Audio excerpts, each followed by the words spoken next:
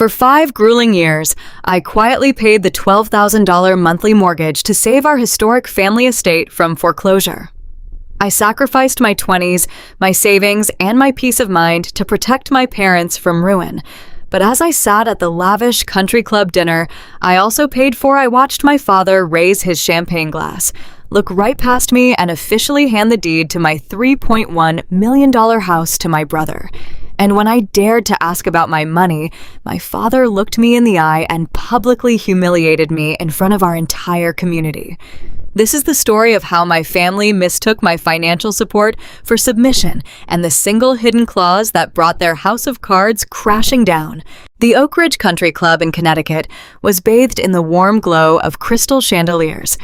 It was a Saturday evening in early October, crisp and elegant. Waiters in crisp white shirts glided across the room, carrying silver trays of seared scallops and bacon-wrapped dates. At the center of the main ballroom, 35 tables were draped in ivory silk. Each table featured a towering centerpiece of white hydrangeas and imported roses. I sat near the front, quietly nursing a glass of sparkling water. I am 31 years old, a corporate auditor by trade, which means my brain naturally gravitates toward numbers. I could not turn it off, even tonight. As I looked around the room at the 200 guests celebrating my parents' 35th wedding anniversary, I calculated the exact cost of the evening. The floral arrangements were $8,000. The catering was $22,000. The string quartet playing softly in the corner was another $2,000. The open bar, the valet service, the custom invitations. The total came to exactly $41,500. I knew the exact number because every single cent came out of my personal bank account. My father, Richard, had insisted on a grand celebration. He told me it was crucial for the family image. He said a man of his standing needed to project success, especially in front of our tight-knit church community. Pastor Dave was seated at the head table, laughing at one of my father's jokes. The church elders were scattered throughout the room, sipping top-shelf wine and nodding in deep respect whenever my parents walked by. To the outside world, Richard and Susan Jenkins were the picture of New England success. They were the proud owners of a historic $3.1 million estate in Fairfield County. They were devout, charitable, and prosperous. Only I knew that their prosperity was a carefully constructed mirage. My older brother Tyler sat one table over, laughing loudly with his wife Madison. Tyler is 34, a man who describes himself as a visionary entrepreneur on his social media profiles. In reality, Tyler is a professional failure. Over the past decade, he has launched a failed craft brewery, a disastrous cryptocurrency consulting firm, and a tech startup that produced nothing but debt. Madison, his wife, spends her days curating her lifestyle blog and complaining about how exhausting it is to be married to a genius. I watch them clink their glasses, oblivious to the financial reality of the chair they were sitting on. At exactly 8:30, my father tapped his crystal champagne flute with a silver spoon. The sharp, clear ringing sound cut through the murmur of the ballroom. The string quartet stopped playing. 200 faces turned toward the head table. My father stood up. He smoothed the lapels of his custom tuxedo, a suit I had purchased for him just 3 weeks prior. He looked out over the crowd with the practiced smile of a seasoned politician. Friends, family, and our beloved church community. My father began, his voice booming effortlessly through the microphone. 35 years ago, Susan and I stood before God and promised to build a life together. We promised to build a legacy. The crowd offered a warm, appreciative murmur. My mother reached up and squeezed his hand, dabbing at the corner of her eye with a napkin. Building a legacy is not just about wealth, my father continued, puffing out his chest. It is about the roots you plant in the ground. It is about the physical home where your children grow, where your grandchildren will take their first steps. Our family estate has been the crown jewel of the Jenkins name for decades. It is more than wood and stone. It is our history. I took a slow sip of my water. Hearing him talk about the estate sent a cold shiver down my spine. The woven backstory of that house was a nightmare I had lived every single day for 5 years. When I was 26, my father's logistics company collapsed under the weight of his own mismanagement. He hid the bankruptcy from our church, from his friends, and from Tyler, but he could not hide it from the bank. The foreclosure notices started arriving in bright red envelopes. They were 60 days away from losing the $3.1 million estate. That was when I stepped in. I had just been promoted at my auditing firm. I had savings. I had excellent credit. I took over the mortgage payments to save my parents from public ruin, $12,000 every single month. On top of that, I paid the crippling property taxes, the insurance, and the endless maintenance required to keep a historic home from falling apart. I moved out of my downtown apartment and into the small, drafty guest house on the back of the estate so I could afford to keep their massive main house afloat. I gave up my 20s. I gave up my vacations. I gave up my peace. Over 5 years, I poured $720,000 of my own liquid cash into that property. I was not just a daughter. I was their sole financial lifeline. I looked up at my father, expecting the pivot. This was the moment in the speech where he usually offered a vague, generic word of thanks to his children. I braced myself for a polite nod in my direction. Instead, my father turned his gaze entirely to my brother. "A legacy must be protected," my father announced, his voice thickening with emotion. "It must be handed down to the next generation of leadership, to someone who understands vision, to someone who will carry the Jenkins name into the future." My heart skipped a beat. A heavy, suffocating dread began to pool in my stomach. "Tyler," my father said, pointing directly at my brother. "Stand up, son." Tyler stood buttoning his jacket with a smug, practiced smile. Madison clapped her hands together in delight, leaning against his arm. "You have always been the visionary of this family," my father proclaimed loudly. "You have taken risks. You have shown the entrepreneurial spirit that built this country. And now that you and Madison are planning to start a family, your mother and I have made a decision. A decision we wanted to share with our entire community tonight." Pastor Dave nodded approvingly from the front row. The church elders smiled. My father reached under the table and pulled out a large, heavy frame. He held it up for the room to see. It was a mock property deed printed in elaborate calligraphy and framed in gold. "Tonight, to celebrate our 35th anniversary, your mother and I are passing the torch," my father declared, his voice ringing with absolute triumph. "We are officially gifting the Jenkins family estate to Tyler and Madison. It is yours, son, free and clear. May you raise your children in the same halls where you grew up." The ballroom erupted into applause. 200 people rose to their feet. Pastor Dave was clapping enthusiastically. Madison burst into performative tears, covering her mouth with her hands as she hugged Tyler. Tyler walked up to the head table, shook my father's hand, and took the framed mock deed. I sat completely frozen. The sound of the applause rushed past my ears like static. Free and clear. Those 3 words echoed in my mind. Free and clear. My father was publicly gifting a $3.1 million house to my brother. A house that was only standing because of my $720,000 financial sacrifice. A house that I was currently paying the mortgage for, month after grueling month. He was giving it away, and he was giving it to the golden child who had never contributed a single dime to its upkeep. I looked at my mother. She was beaming at Tyler, her eyes shining with pride. I looked at Tyler holding the frame high in the air like he had just won a championship trophy. A hot, sharp clarity sliced through the shock. The sheer audacity of the theft was paralyzing, but my mind is an auditor's mind. It categorizes, it calculates, and it demands accountability. The applause began to die down as guests retook their seats, murmuring happily to one another about what a beautiful, generous family we were. I pushed my chair back.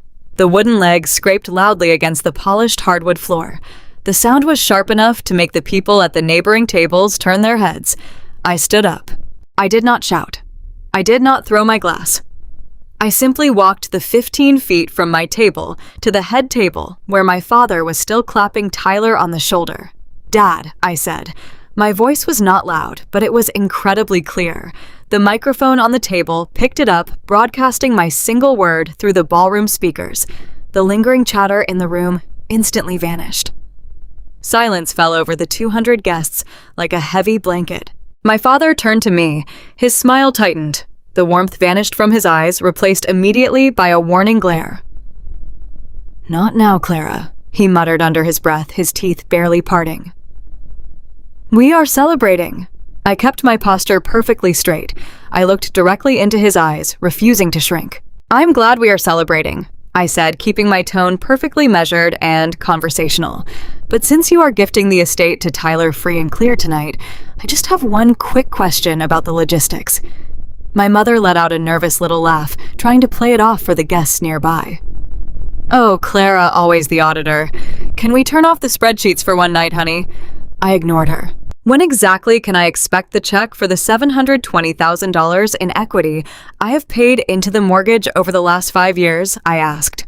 The silence in the ballroom deepened into a suffocating vacuum. Pastor Dave, sitting just a few feet away, lowered his water glass slowly. Tyler's smug smile evaporated, replaced by deep, unmasked confusion. Madison stopped her fake crying and stared at me. My father's face flushed a dark, dangerous shade of crimson. "What are you talking about?" Tyler demanded, gripping the mock deed. "The house is paid off." "No, Tyler, it is not," I said, maintaining my calm, professional tone.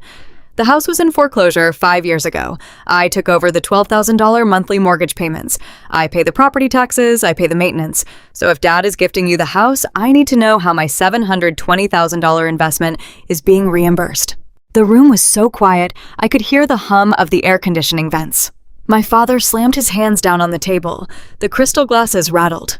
"How dare you!" He snarled, his voice booming through the microphone, echoing off the walls. He did not try to deny it. He did not try to explain it away to the guests. Instead, he went straight on the offensive, weaponizing his authority in front of the entire congregation. "How dare you bring up money at a time like this?" my father shouted, pointing a shaking finger at me. "After everything this family has given you, after the roof we put over your head, you have lived in the guest house for 5 years like a parasite, and you have the absolute gall to demand a payout tonight." I felt a physical blow from the sheer manipulation of his words. He was twisting my sacrifice into a burden. He was framing my rescue as a tenancy. "You are acting like a selfish, materialistic child." My father continued, his voice echoing with righteous indignation. "This is exactly why you are not receiving the estate, Clara. You have no respect for legacy. You have no concept of family sacrifice. You only care about spreadsheets and bank accounts." I looked at the faces in the crowd. Church elders were shaking their heads at me in disappointment.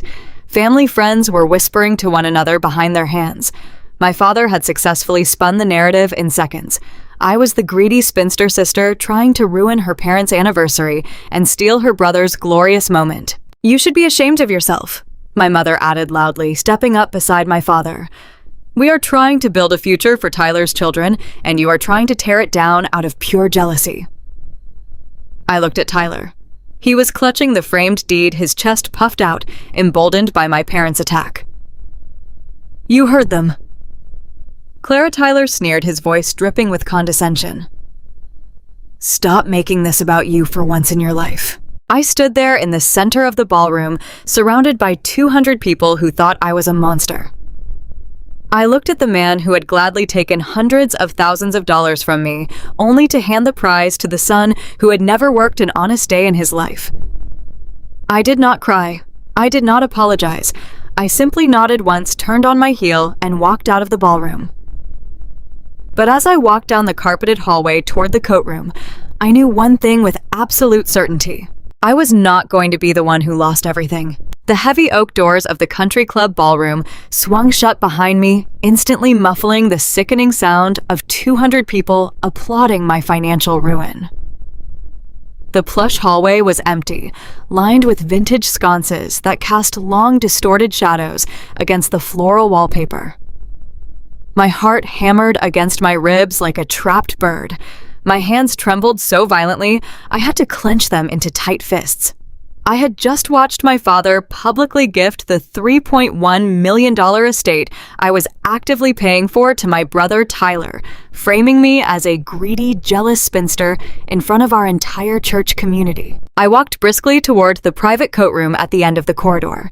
The air inside smelled faintly of expensive wool-damp umbrellas and cedar. I reached for my trench coat on the brass rack, fully intending to call a car service and disappear into the crisp October night. I needed to get back to the guest house, pack my immediate essentials, and figure out how to untangle my life from the massive financial anchor I had been carrying for 5 years. Before I could slip my arms into the sleeves, the coat room door burst open. My father marched inside, his face flushed a dangerous mottled red. Tyler trailed closely behind him, clutching that ridiculous framed mock deed against his chest like a shield. They had followed me. They were not satisfied with humiliating me in the ballroom. They needed to ensure I was thoroughly subdued before they returned to their champagne and their adoring guests. "You are making a massive fool of yourself," Clara, my father, hissed. He closed the heavy door firmly, making sure the lock clicked into place so no one in the hallway could hear us. "I expected you to have more grace. You disrupted your mother's special night. You tried to ruin a beautiful, sacred moment for your brother. I want an apology right now, and then I want you to go back to the guest house and stay completely out of sight until tomorrow morning." I dropped my coat onto a nearby mahogany bench. I looked at the man who had raised me, the man who had sat across from me in tears 5 years ago, begging me to rescue him from foreclosure after his logistics business collapsed. "I want my money," I said. I kept my voice perfectly level, stripping away every ounce of daughterly affection I had left. "You just gave the house away. That means you are disposing of the asset." "I hold the equity." "I want my $720,000. Tyler let out a loud, obnoxious laugh. He stepped in front of my father, puffing out his chest inside his custom-tailored suit. "You really are delusional, Clara." "What equity? You do not own anything." "You are just a tenant." "A tenant?" I repeated softly, staring at my older brother. "Yes, a tenant." Tyler sneered, shaking his head as if I were a slow child. "You have been living in the guest house on our family estate for 5 years. Dad let you stay there because you are single and you needed a place to live. The money you gave him was just rent. It was your contribution to the family. You were helping out. You do not get equity for paying rent, Clara. That is not how real estate works." I felt the floor tilt beneath my feet. The sheer audacity of his words was breathtaking. The guest house he was referring to was a converted carriage house with drafty windows, questionable plumbing, and a heating system that rattled all winter. A luxury high-rise apartment in downtown Manhattan would have cost me $4,000 a month. I was paying $12,000 a month to the bank to cover the mortgage on the sprawling 6-bedroom historic main house that my parents lived in. I was paying the astronomical property taxes. I was paying the landscaping crew to maintain the pristine lawns. I was paying the premium home insurance.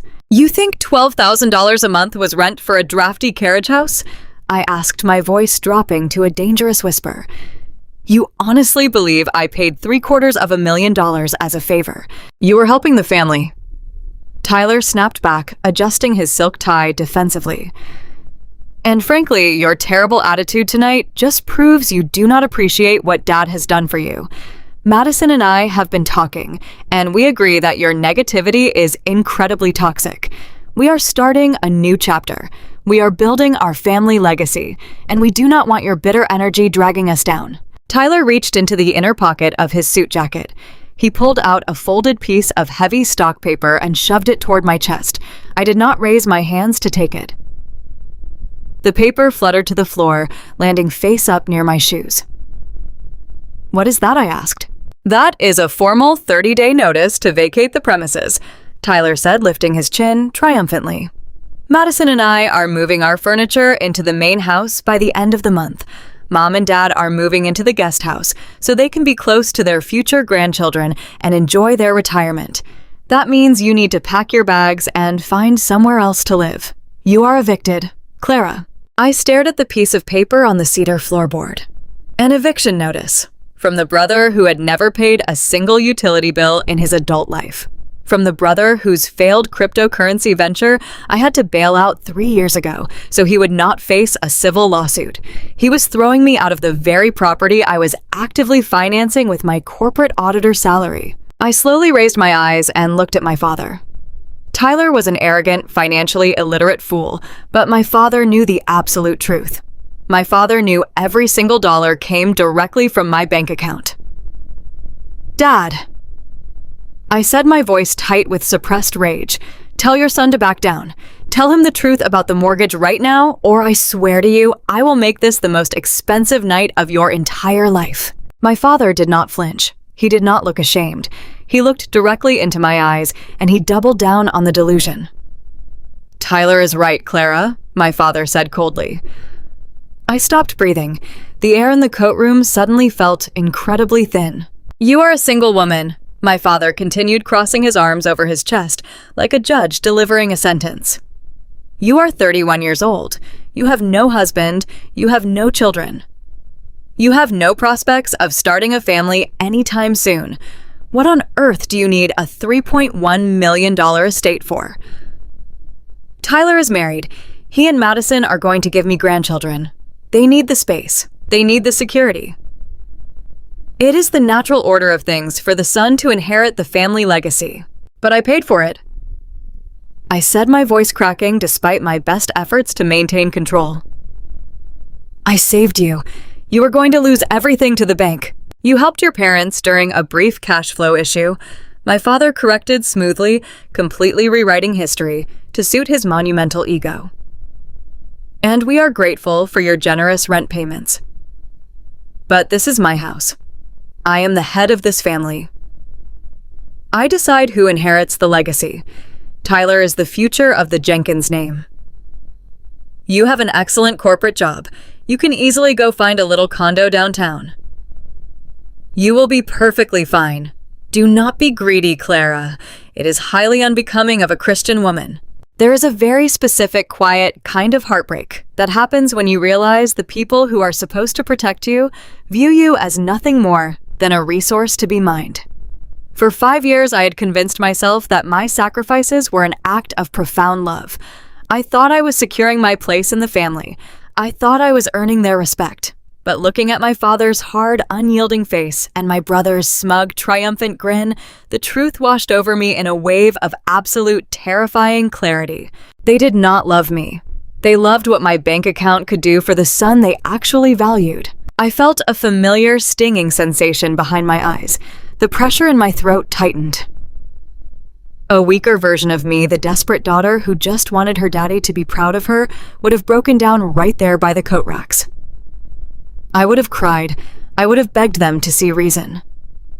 I would have stormed out in a fit of hysterical tears, leaving them feeling completely justified in calling me an emotional, unstable spinster. But the tears never fell. I swallowed the thick lump in my throat. I pushed the wounded, rejected daughter deep down into a dark mental box and locked the lid. The woman who remained standing in that coat room was the senior corporate auditor for one of the most ruthless financial firms on the East Coast, and an auditor does not cry over bad investments. An auditor liquidates them. I reached into my leather purse. I pulled out my phone. I unlocked the screen with a swift swipe of my thumb. "What are you doing?" Tyler asked, his brow furrowing in irritation. "Are you calling a cab? Because you really need to leave before Mom gets more upset and Pastor Dave asks where you went." I did not answer him. I opened my secure banking application. I navigated directly to the scheduled transfers page. Clara put the phone away and listened to me, my father commanded, taking a step closer. "We can discuss a small relocation stipend if you are truly strapped for cash, but you are leaving the guest house by the 30th, and that is final." I kept my eyes glued to my screen. My thumb hovered over the glowing red cancellation button. "Account number ending in 4829, I said aloud, my voice crisp, loud, and totally void of emotion. Payee First National Bank of Connecticut. Monthly amount $12,450. Purpose Jenkins Estate Mortgage.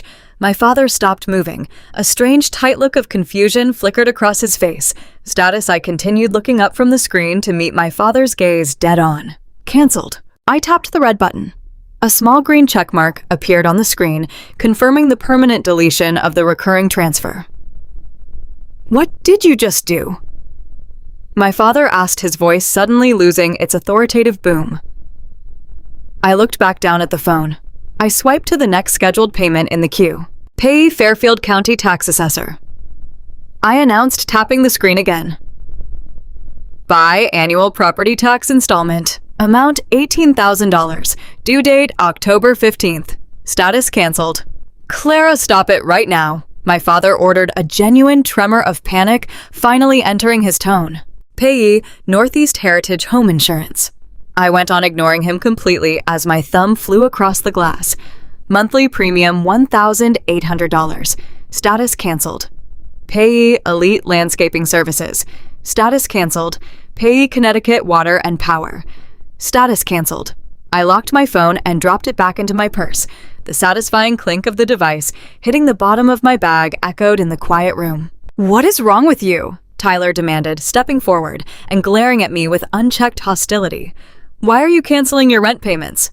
I smiled. It was not a happy smile. It was a cold, sharp, terrifying smile that caused Tyler to instinctively take a half step backward. "Because my tenancy is over, Tyler," I said cheerfully. "You just gave me a formal 30-day eviction notice. Why would I continue paying rent for a property I am legally vacating?" My father's face had gone completely pale. All the color drained from his cheeks. The reality of the numbers was finally crashing through his carefully constructed delusions of grandeur. "Clara, you cannot just stop paying the mortgage," my father stammered. He held his hands up as if trying to physically catch the money I had just deleted from the digital ether. "The grace period ends on the 10th of the month. If the payment does not clear, the bank will issue an immediate penalty." "That sounds like a severe problem for the owner of the house," I said, gesturing casually to Tyler. "Tyler is the visionary entrepreneur. Tyler is the head of the legacy. Tyler holds the deed. Therefore, Tyler has the $12,000 monthly mortgage and the $18,000 tax bill due next week." Tyler looked at my father, his smugness replaced by sudden wide-eyed terror. "Dad, what is she talking about? The house is paid off." "You told Madison and me the house was paid off. I did not say it was paid off." My father snapped at him, sweat visibly beading on his forehead and shining under the courtroom lights. "I said it was yours, free and clear of any family disputes." "Oh, this is going to be so much fun to watch," I whispered. I grabbed my trench coat from the bench, stepping around them to reach the heavy oak door. I grabbed the brass handle and looked back over my shoulder one last time. "You wanted the legacy, Tyler. You got it, but you do not just inherit the historic bricks and the crystal chandeliers. You inherit the massive, suffocating debt. And Dad, since you decided that your single, childless daughter does not need a family estate, you are absolutely right. I do not need it. I do not need the financial drain. I do not need the ungrateful tenants. And I certainly do not need to finance your delusions of immense wealth for one more second." "Clara, please," my father said, his voice dropping into a desperate, pathetic whisper that made my skin crawl. "If you miss that tax payment next week, the bank will trigger a default clause. They will start the foreclosure process all over again. Then I strongly suggest you and the visionary start selling some of that expensive country club champagne," I replied. I pushed the courtroom door open. The sound of the string quartet floated down the hallway, playing a lively, joyful tune for a ballroom full of people who thought my father was a self-made millionaire. I walked out, leaving my father and my brother standing in the suffocating silence of the courtroom, clutching a completely useless piece of framed calligraphy, while the crushing financial weight of a $3.1 million estate crashed down onto their shoulders. It took exactly 14 days for the grand illusion to shatter into a million jagged pieces. For 2 solid weeks, I had experienced a level of absolute peace I had not known since my early 20s. I had moved my essential belongings out of the drafty carriage house the very morning after the anniversary dinner. I signed a lease on a sleek, minimalist apartment in the heart of downtown Hartford. It had floor-to-ceiling windows, secure indoor parking, and profound silence. I left my old brass keys on the kitchen counter of the main estate without leaving a single note. My father and my brother had made it abundantly clear that they wanted me gone, and I obliged them with absolute clinical efficiency. I ignored the frantic, confused text messages that began trickling into my phone around the 10th of the month. I blocked my brother on social media. I simply focused on my career, sipping hot coffee in my quiet kitchen every morning, knowing the financial time bomb I had left behind was ticking rapidly down to zero. My accounting firm occupied the top 3 floors of a towering glass and steel building in the financial district. It was an environment built entirely on precision, strict accountability, and ruthless logic. There were no golden children in this building. There were only ledgers, compliance audits, and profit margins. It was a Tuesday morning, and I was sitting in my corner office reviewing a complex quarterly risk assessment for a multinational client. The hum of the city traffic below was completely muffled by the thick, soundproof windows. The office was a sanctuary of order. I was enjoying the profound quiet of a life completely detached from the Jenkins family drama, wearing a tailored navy suit and reviewing spreadsheet formulas that actually made sense. I assumed my family would spend a few more weeks living in denial before the bank sent the official delinquency notices. I deeply underestimated the sheer speed at which my brother could burn through non-existent money. The heavy glass door to my office suddenly flew open, cracking loudly against the metal stopper on the baseboard. The violent noise made my assistant, a highly efficient woman named Sarah, jump up from her desk in the hallway and spill her coffee across her notepad. Tyler stormed into my office like a localized hurricane. He was breathing heavily, his face a blotchy, unattractive mixture of genuine panic and entitled rage. He did not look anything like the triumphant, glowing visionary who had hoisted a framed mock deed into the air at the country club 2 weeks prior. He was wearing a wrinkled designer polo shirt, and his hair was unkempt, sticking up at odd angles. He had somehow bullied his way past the lobby security guards, likely using the arrogant, forceful tone he reserved for people he deemed beneath his social station. He marched directly to my desk and slammed a thick, messy stack of papers onto the polished glass surface. "Clara, you need to fix this bank error right now," he demanded. His voice was incredibly loud, completely ignoring the quiet, professional decorum of a corporate firm. "My luxury contractors just walked off the job site." I slowly took my hands off my computer keyboard. I looked down at the papers scattered across my neat workspace. They were invoices from high-end home renovation companies. I could clearly read the printed line items. Custom imported Italian marble flooring for the master bathroom. Artisanal kitchen cabinetry shipped from overseas. A luxury pool installation company demanding a 50% deposit for a heated infinity pool. Stamped across several bank notices in bright, angry red ink were the words, "Insufficient funds." I looked back up at my older brother. His complete and utter financial illiteracy was truly a marvel to behold. For his entire adult life, Tyler had existed in a thickly padded bubble of profound ignorance. When he needed a reliable car in college, a brand new sedan simply appeared in the driveway. When his trendy craft brewery failed miserably 5 years ago, the massive commercial debt magically vanished because my father secretly mortgaged his own logistics business to pay it off.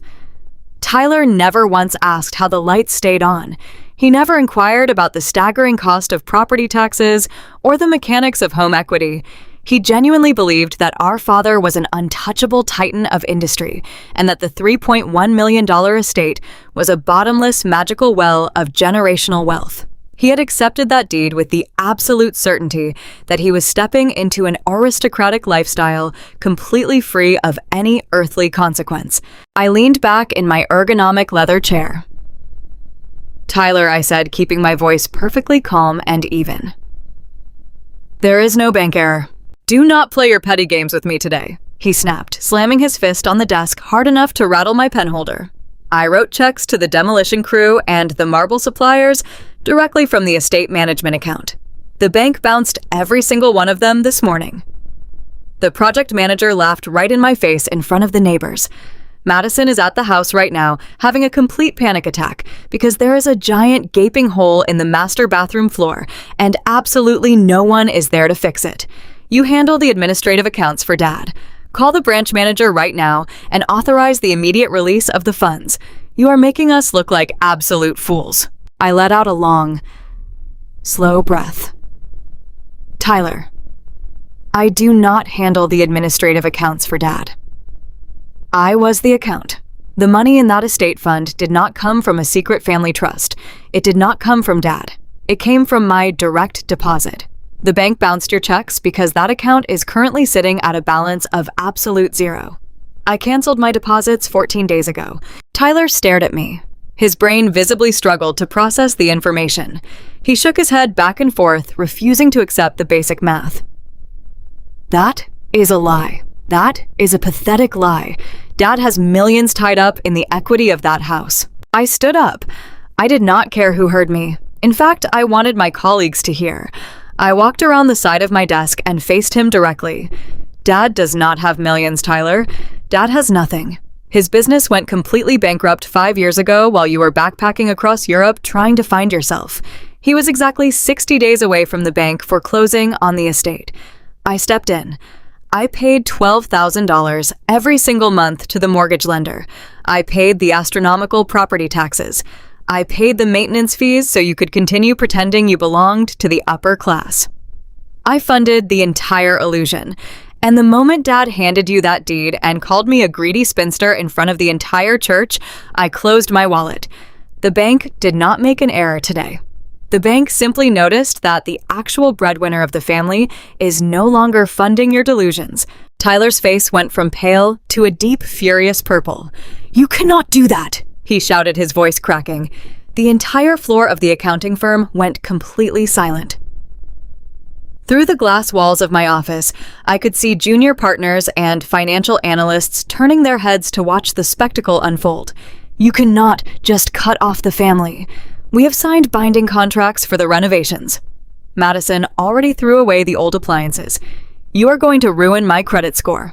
"You ruined your own credit score, Tyler," I replied, my voice slicing through the tense air like a scalpel. "You took ownership of a massive house without asking a single practical question about its financial liabilities. You assumed you were inheriting a kingdom, but you actually inherited a massive pile of crushing debt. You are 34 years old. It is time to pay your own bills." I gestured firmly toward the open office door. My assistant Sarah was already hovering nervously in the hallway, her hand resting near the security panic button on her desk. "Pick up your garbage and get out of my office," I commanded. "You are trespassing in a secure corporate facility. If you do not leave immediately, I will have the building guards escort you out in handcuffs." Tyler scrambled to gather the scattered bounced invoices. His hands were shaking violently, with a mixture of raw rage and deep humiliation. He shoved the crumpled papers roughly into his leather briefcase. "You are going to regret this." "Clara," he spat, pointing a trembling finger right at my face. "You think you are so incredibly smart, but Dad is not going to let you get away with this betrayal. He is going to take you to court. We will sue you for breach of verbal contract and detrimental reliance. We will sue you for every single penny you have for abandoning your financial obligations to this family." I laughed. It was a genuine hard laugh that echoed freely in the quiet corporate office. "I invite him to try Tyler. Please tell Dad to hire an expensive lawyer and explain to a superior court judge how he expects his daughter to pay the mortgage on a house he legally gifted to his fully grown son. I would absolutely love to read that court transcript." Tyler opened his mouth to scream another desperate insult, but the harsh, shrill ringing of my desk phone interrupted him. He glared at me with pure hatred, turned on his heel, and stormed out of the office, shoving past a group of startled analysts in the corridor. I watched him march toward the elevators, a completely broken man defeated by basic mathematics. I walked back to my desk and looked down at the caller identification flashing on the digital screen. It was my mother. The terrifying reality of the unpaid bills had clearly reached her. I stared at the blinking light, knowing the conflict was about to leave the realm of finance and enter a much darker battlefield. The bells of Grace Fellowship Church rang through the crisp autumn air at exactly 10 in the morning. For my entire life, those chimes signaled a time of community, spiritual reflection, and family unity. But today, they sounded like a warning alarm.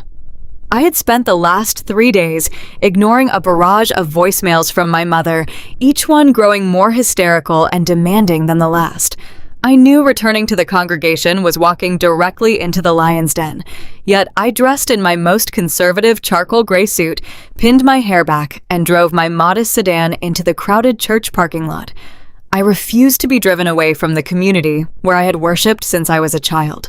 I would not cower in my downtown apartment simply because my family was terrified of their unpaid bills.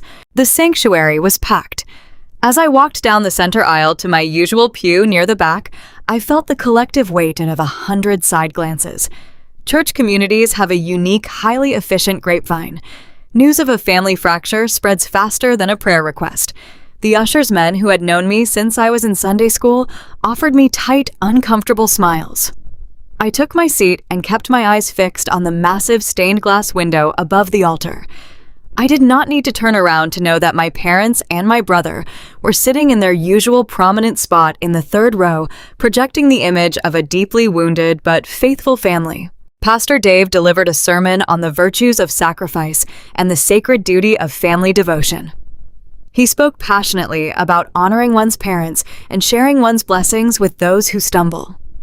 It was a beautiful, moving message for anyone who did not know the dark, manipulative subtext behind it. I sat perfectly still, my hands folded in my lap, listening as the pastor unknowingly weaponized scripture on behalf of a man who was actively trying to exploit me. The real trial began after the final hymn. Grace Fellowship Church hosted a coffee hour in the basement fellowship hall every Sunday. It was a space usually filled with the scent of roasted coffee, stale donuts, and loud, joyful chatter. Today, however, the atmosphere shifted the moment I descended the carpeted stairs. The ambient noise dropped. Knots of people suddenly found their shoes absolutely fascinating. I walked toward the coffee urn, intending to pour a cupshake, a few hands, and leave with my head held high. I poured my coffee fully aware of the tactical maneuver happening behind my back. My mother, Susan, was not a woman who left things to chance. She was a master of social warfare, and the fellowship hall was her battlefield. "Clara," my mother called out. Her voice was pitched perfectly. It was loud enough to carry across the room, yet laced with a fragile, tremulous sorrow that immediately commanded sympathy. I turned around. My mother was approaching me, and she was not alone. She had strategically flanked herself with Pastor Dave and 3 of the most influential church elders. Elder Thomas Elder Harrison and Elder Miller were men of considerable standing in our town. They looked at me with expressions of deep paternal disappointment. Tyler and my father hung back near the doorway, letting my mother serve as the emotional vanguard. "We have been so worried about you," my mother said, placing a trembling hand over her heart. She wore a modest floral dress and looked utterly exhausted, playing the part of the grieving matriarch with Oscar-winning perfection. "Why have you been ignoring our calls? We just want to bring our family back together." I looked at the elders. They were eating right out of her hand. "I've been busy working, Mom," I said, keeping my tone mild and respectful. "I hope you and Dad are doing well." My mother let out a small, wounded sob. "How can we do well, Clara? How can we find any peace when our own daughter has turned her back on her flesh and blood?" She turned her tear-filled eyes toward Pastor Dave, shaking her head in theatrical disbelief. "Pastor, we gave her everything. We provided a roof over her head in the guest house. We supported her career. And the moment her brother needs a little help starting his family, she abandons us completely. She cut off the family accounts without a single word of warning." Pastor Dave stepped forward, holding his Bible against his chest. He offered me a look of profound pastoral concern. "Clara, your mother is in deep distress. The community has heard that you are hoarding your financial blessings, while your parents and your brother face a sudden, terrifying hardship. We know you are a successful auditor. We know you have been blessed with a high-paying job in the city, but wealth can harden the heart. The scripture teaches us to honor our parents and support our siblings in their time of need." Elder Miller nodded in solemn agreement. "Tyler is trying to build a Christian home for his future children, Clara. He is struggling. Your parents are entering their twilight years. It is highly unnatural for a young single woman to stockpile her riches while her family suffers. You must not let greed rot your soul. You are a good Christian daughter. You need to do the right thing and restore their financial stability." The sheer weight of their collective judgment was designed to crush me. This was the ultimate weapon of the narcissistic family dynamic. The golden child versus the scapegoat played out on a public stage for maximum damage. For my entire life, Tyler had been the golden boy. His failures were framed as brave risks. His massive debts were called temporary setbacks. His arrogance was celebrated as confidence. Meanwhile, my straight-A report cards, my grueling accounting exams, and my quiet, relentless work ethic were simply expected. I was the reliable workhorse. I was the safety net. When Tyler succeeded, he was a genius. When Tyler failed, it was my duty to quietly clean up the mess without demanding any recognition. And here they were, a circle of older men in tailored suits, looking down their noses at me, utterly convinced by my mother's flawless performance. They saw a bitter, wealthy spinster punishing her lovely, devout parents out of pure jealousy. They did not see the 5 years of panic attacks. They did not see the massive depletion of my life savings. They just saw a woman stepping out of her assigned role, and they wanted to bully me back into my cage. I felt the intense burning urge to scream, to defend myself, to tear down the facade and expose the ugly, rotting foundation of my parents' marriage. But screaming would only prove my mother right. If I raised my voice, if I showed anger, I would be the hysterical, unstable daughter they claimed I was. I took a slow sip of my coffee. I let the silence stretch out, forcing them to wait. I looked at Pastor Dave, then at the elders, and finally at my mother. Her eyes were still brimming with crocodile tears, but beneath the watery surface, I could see the cold, triumphant gleam of a predator closing in for the kill. She thought she had won. She thought the social pressure would break me. "Pastor Dave," I said, my voice remarkably calm and entirely steady, "I deeply respect your spiritual guidance. I respect the wisdom of the elders. But there is a very big difference between honoring one's parents and enabling massive financial exploitation." My mother gasped, pressing both hands to her cheeks. "Exploitation. Clara, how can you say such a wicked thing?" I reached down to my side. I unclasped the latch on my leather briefcase. Before driving to the church, I had stopped at my office printer. An auditor never enters a hostile environment without hard, irrefutable documentation. I pulled out a thick, bound stack of papers. It was not a single sheet. It was a comprehensive 30-page financial dossier. "I am not hoarding my blessings, Pastor," I said, holding the thick document in my hands. "And I have never once turned my back on my family. For the past 5 years, my father's business has been entirely bankrupt. He hid it from the church, and he hid it from you." He was 60 days away from losing his home to the bank. My mother's face went rigid. The tearful facade cracked, revealing a flash of absolute panic. "Clara, stop this nonsense immediately," she hissed, her voice dropping its sorrowful tone. I did not stop. I handed the heavy bound document directly to Pastor Dave. "That is a certified, legally audited spreadsheet of every single family debt I have personally covered over the last 60 months, I announced, ensuring my voice carried to the surrounding congregants who had stopped pretending they were not listening. Page 1 details the $12,000 monthly mortgage payments I made to save the main estate, totaling over $720,000. Page 2 shows the biannual property taxes. Page 3 lists the business loans I paid off to prevent Tyler from facing criminal fraud charges 3 years ago when his brewery collapsed. Elder Harrison leaned over, his eyes wide, as Pastor Dave slowly flipped open the cover of the dossier. The neat, highlighted columns of numbers were undeniable. I am not a greedy spinster abandoning her struggling brother. I continued, my gaze locking onto my mother's terrified eyes. I am a victim of chronic financial abuse. My father publicly gifted a $3.1 million house to a son who has never paid a single utility bill in his life. And they did it assuming I would just keep quietly paying the mortgage out of some twisted sense of family duty. I did not cut off the family accounts, Pastor. I simply stopped paying for a house that no longer belongs to me. The silence in the fellowship hall was absolute. The background hum of the coffee machine seemed deafening.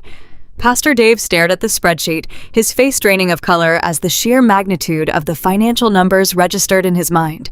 He looked up at my mother, his expression shifting from pastoral concern to deep, profound shock. Susan the pastor murmured, holding the papers like they were burning his hands. "Is this true?" My mother opened her mouth, but she had no script for this.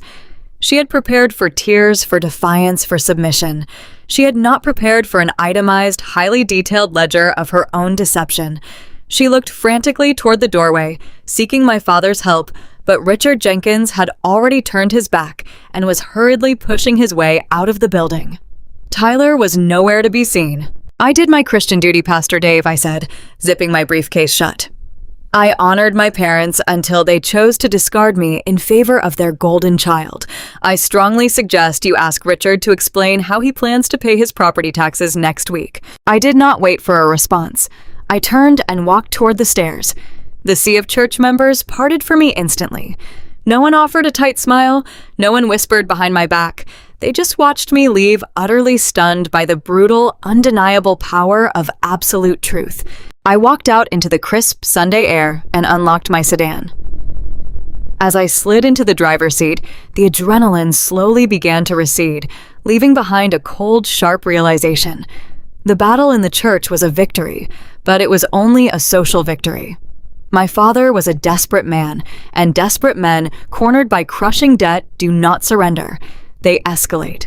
I gripped the steering wheel, my mind racing through the financial mechanics of my father's situation. Tyler had the deed, but my father still had his name on the original mortgage documents. He would be searching for a way out. He would be looking for a quick influx of cash to silence the contractors, pay the back taxes, and keep the illusion alive. He was going to leverage the house. The realization hit me like a physical blow. He would march into a bank tomorrow morning and try to take out a massive home equity line of credit. He would use the remaining value of the estate to float Tyler's lifestyle and cover the mounting debts. And if he did that, he would entangle the property in a web of secured loans that would take decades to unravel. I started the engine of my car. A printed spreadsheet was a good shield against church gossip, but it was completely useless against a bank. I needed legal armor, and I needed it immediately. I could not just wait for the house to collapse. I needed to strike first. I pulled out of the church parking lot, leaving my mother standing speechless in the basement, and drove back toward the city to find the most ruthless real estate attorney in Connecticut. Monday morning brought a relentless driving rain to the streets of downtown Hartford. The weather perfectly mirrored my internal state as I stepped off the elevator onto the top floor of the city's most formidable legal firm. I was not there to seek a polite mediation. I was there to build a concrete fortress around my financial existence. I had scheduled an emergency consultation with Evelyn Vance, a senior partner widely feared in the Connecticut real estate sector. Evelyn did not deal in emotional family narratives. She dealt in recorded deeds liability clauses and the absolute destruction of anyone foolish enough to breach a contract. I sat across from her massive mahogany desk, watching as she meticulously reviewed the financial dossier I had prepared. I had provided her with 5 years of bank statements, proving my $12,000 monthly mortgage payments, the tax receipts, the insurance premiums, and the exact sequence of events that took place at the country club. Evelyn was a woman in her late 50s with sharp features, silver hair cut into a severe bob, and eyes that missed absolutely nothing. She listened to my explanation of the quiet eviction and the canceled bank transfers, without showing a single trace of surprise. When I finished speaking, she closed the folder and folded her hands together. "Your family has made a catastrophic miscalculation," Evelyn said, her voice smooth and deeply authoritative. "They have assumed that your financial support was an unconditional gift. From a legal standpoint, considering you were directly paying the primary lender to prevent a foreclosure on an asset you do not legally own, we can easily construct a claim for unjust enrichment. But before we draft any demand letters, we need to completely understand your father's current defensive strategy. A desperate man facing an immediate default does not simply accept defeat. He looks for a new source of capital, Evelyn turned her attention to her dual computer monitors. She logged into the proprietary legal databases that granted her direct access to county property records, title histories, and pending financial encumbrances. Her fingers flew across the keyboard with a lethal practiced precision. The heavy silence in the office was broken only by the rhythmic clicking of the keys and the rain lashing against the floor-to-ceiling glass windows. It took her exactly 14 minutes to find the trap my father was actively attempting to set. I watched the reflection of the screen glow against Evelyn's glasses. She let out a low, humorless chuckle and shook her head. "Your father is not waiting around for you to change your mind," Clara Evelyn announced, turning the monitor slightly so I could see the cascading rows of financial data. "He has already initiated a massive countermeasure. He is currently in the final underwriting stages for a home equity line of credit against the primary estate, and he is asking for a staggering amount of money." A cold, heavy dread pooled in the bottom of my stomach. A home equity line of credit. It made sickening perfect sense. My father needed a massive influx of immediate liquid cash to save his pride. He needed hundreds of thousands of dollars to cover the bounced checks Tyler had recklessly written to the luxury contractors. He needed cash to pay the impending $18,000 property tax bill. He needed to buy enough time to figure out how to maintain his pristine country club image without my paycheck subsidizing his life. "How much is he trying to extract from the house?" I asked, my voice tight. Evelyn tapped her manicured fingernail against the screen. $1.2 million, she replied smoothly. He is attempting to leverage nearly half of the remaining equity in the property to create a slush fund for your brother's renovations and his own living expenses. The sheer audacity of his plan was breathtaking. He was perfectly willing to sink the historic family home into an irreversible mountain of predatory debt just to avoid admitting that he was completely bankrupt. He was going to let Tyler burn through over $1 million of borrowed money on imported Italian marble and infinity pools. "Can he actually do that?" I asked, leaning forward in my leather chair. "Does the bank not check his current income before approving a loan of that magnitude?" His logistics business folded 5 years ago. Evelyn adjusted her glasses and continued scrolling through the dense layers of property records. "That is the interesting part," she murmured, her eyes scanning the chain of title with intense focus. "Commercial banks are usually quite stringent. They require comprehensive income verification tax returns and an impeccable debt-to-income ratio. Your father must be misrepresenting his current financial standing, perhaps using inflated projections from his defunct company. But there is a much larger issue here, Clara. A fundamentally fatal flaw in his entire strategy." Evelyn stopped scrolling. A strange, sharp smile touched the corners of her mouth. She pulled up a scanned, digitized legal document that had been recorded decades ago. "Tell me about Winston Jenkins," Evelyn said, looking directly at me. I blinked momentarily, thrown off balance by the sudden shift in topic. "Winston Jenkins is my grandfather on my father's side," I explained. "He is 82 years old. He retired a long time ago after a very successful career as a shipping executive. He lives a quiet, peaceful life down in Boca Raton, Florida. He plays golf. He stays out of the family drama." "Why do you ask about my grandfather?" "Because," Evelyn said softly, pausing for maximum impact, "your father does not actually own the $3.1 million estate." The air in the office seemed to stand completely still. I stared at my attorney, struggling to process the words she had just spoken. "That is impossible," I said. "I have been paying the mortgage on that house for 5 years. The monthly statements come addressed to Richard Jenkins.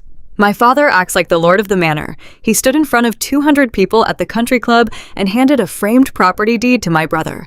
Evelyn waved her hand dismissively. "The piece of paper your father handed to Tyler at that dinner party was a theatrical prop, Clara. It was an expensive piece of calligraphy with absolutely no legal standing.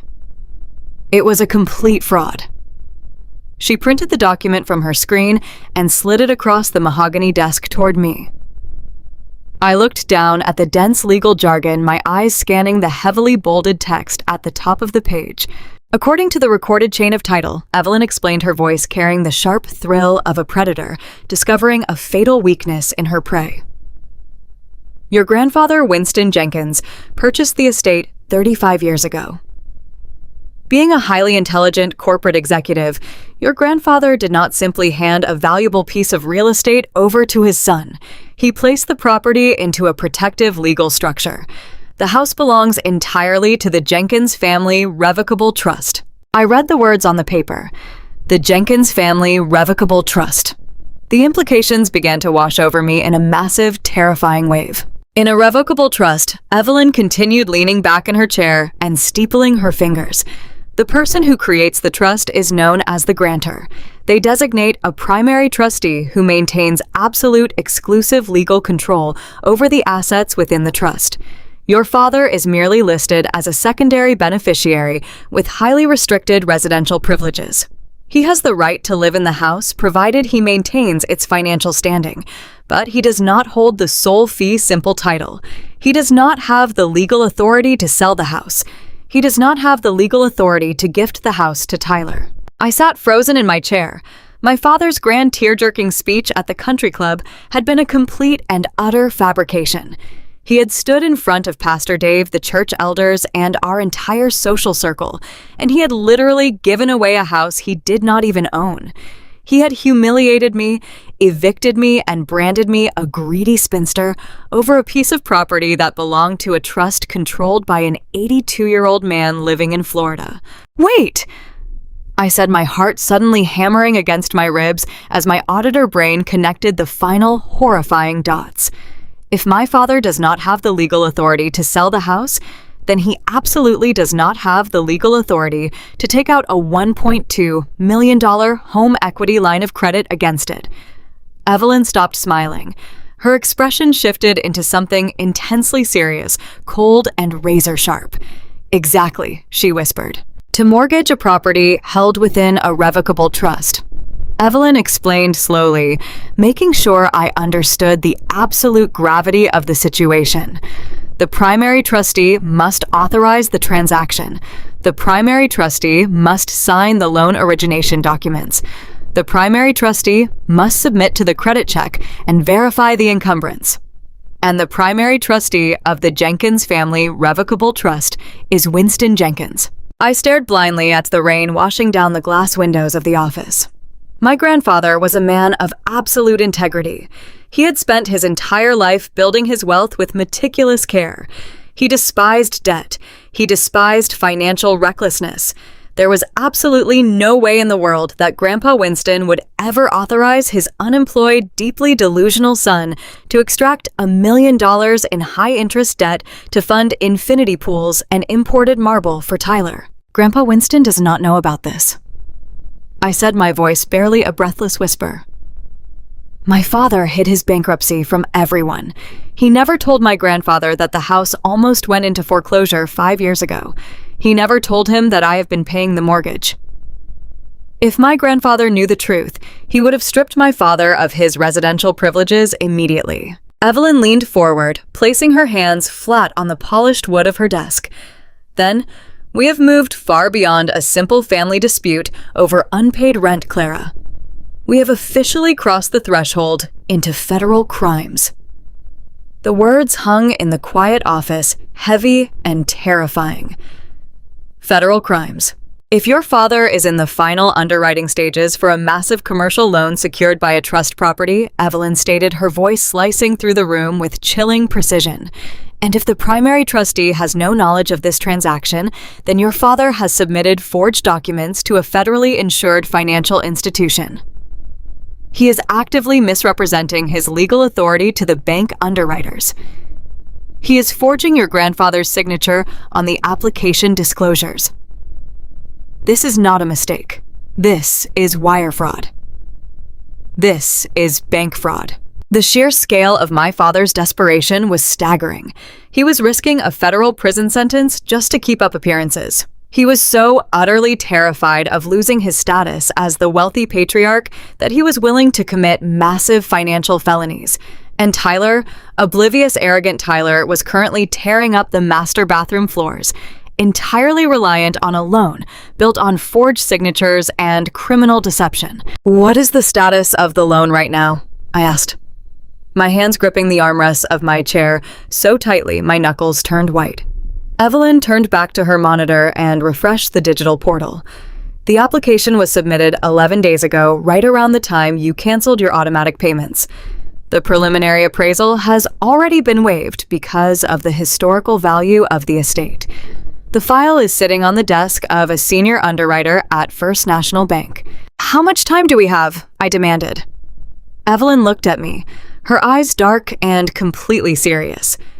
"Based on the standard processing times for this specific lender, the loan will be fully approved and funded by this Friday." This Friday. It was Monday morning. We had less than 4 days. "If that money clears," Evelyn warned, her tone completely devoid of any comfort, "the funds will be dispersed directly into your father's control. Tyler will instantly burn through hundreds of thousands of dollars paying off his luxury contractors. The historic estate will be irreversibly encumbered by a fraudulent lien, and when the bank inevitably discovers the deception, your grandfather's legacy will be dragged through years of catastrophic federal litigation. The estate will be seized and liquidated to satisfy the fraudulent debt." I closed my eyes. For 5 years, I had sacrificed my youth, my savings, and my freedom to protect that house. I had endured the insults, the quiet eviction, and the public humiliation to save a legacy I thought belonged to my parents. But the legacy never belonged to them. It belonged to my grandfather. A good man who was currently sitting in the Florida sunshine, completely unaware that his son was days away from destroying his life's work through federal bank fraud. My father thought he had won. He thought he could simply bully me into silence, cast me out of the family, and forge his way to a new fortune. He thought his secrets were buried and his golden child was secure. I opened my eyes and looked at my ruthless, brilliant attorney. The time for quietly absorbing the pain was over. The time for protecting my parents' reputations was entirely gone. Draft a complete dossier of the forged application, the trust documents, and the chain of title. I instructed Evelyn, feeling a new, unbreakable resolve hardening my spine. Print every single page of my financial contributions. I'm not going to let him destroy my grandfather's legacy. "What is your next move?" Evelyn asked, a dangerous, approving smile returning to her face. I reached into my purse and pulled out my cell phone. I navigated to my contacts and stared at a number I had not dialed in over a year. "I am going to make a phone call to Boca Raton," I replied. The certified letter arrived on Wednesday morning. It was wrapped in the unmistakable stark white and aggressive red branding of First National Bank. I stood in the lobby of my new apartment building and stared at the heavy paper envelope. I knew exactly what it contained before I even tore the perforated edge. The grace period for the mortgage payment had officially expired. The automated systems of commercial lending do not care about family legacies or country club reputations. They only care about mathematics. I opened the letter. It was a formal pre-foreclosure warning. Notice of intent to accelerate the loan. My father had failed to make the $12,000 payment. The bank was officially moving to reclaim the $3.1 million estate. I needed to deliver this notice directly to the visionary entrepreneur. I needed to look Tyler in the eye and watch him realize that his imaginary kingdom was actively crumbling beneath his feet. I walked out of my building, got into my sedan, and drove toward the affluent suburbs of Fairfield County. The drive took 45 minutes. Every mile was a journey back through the memories of my suffocating sacrifice. I thought about the 3 years I spent restoring the estate kitchen. I had hired artisan carpenters to meticulously repair the original cherry wood cabinets. I had sourced vintage brass hardware to match the 19th century architecture. I had poured $80,000 into that kitchen alone, preserving it as a testament to our family history. When I turned onto the long, sweeping driveway of the estate, I was forced to hit my brakes hard. The circular driveway was completely jammed with high-end luxury vehicles. A professional valet service had set up a podium near the front steps. Men in matching vests were jogging back and forth, parking sports cars on the pristine, manicured lawns that I used to pay to maintain. I bypassed the valet, parked my modest car near the edge of the property, and walked toward the massive front doors. Music thumped through the heavy wooden panels.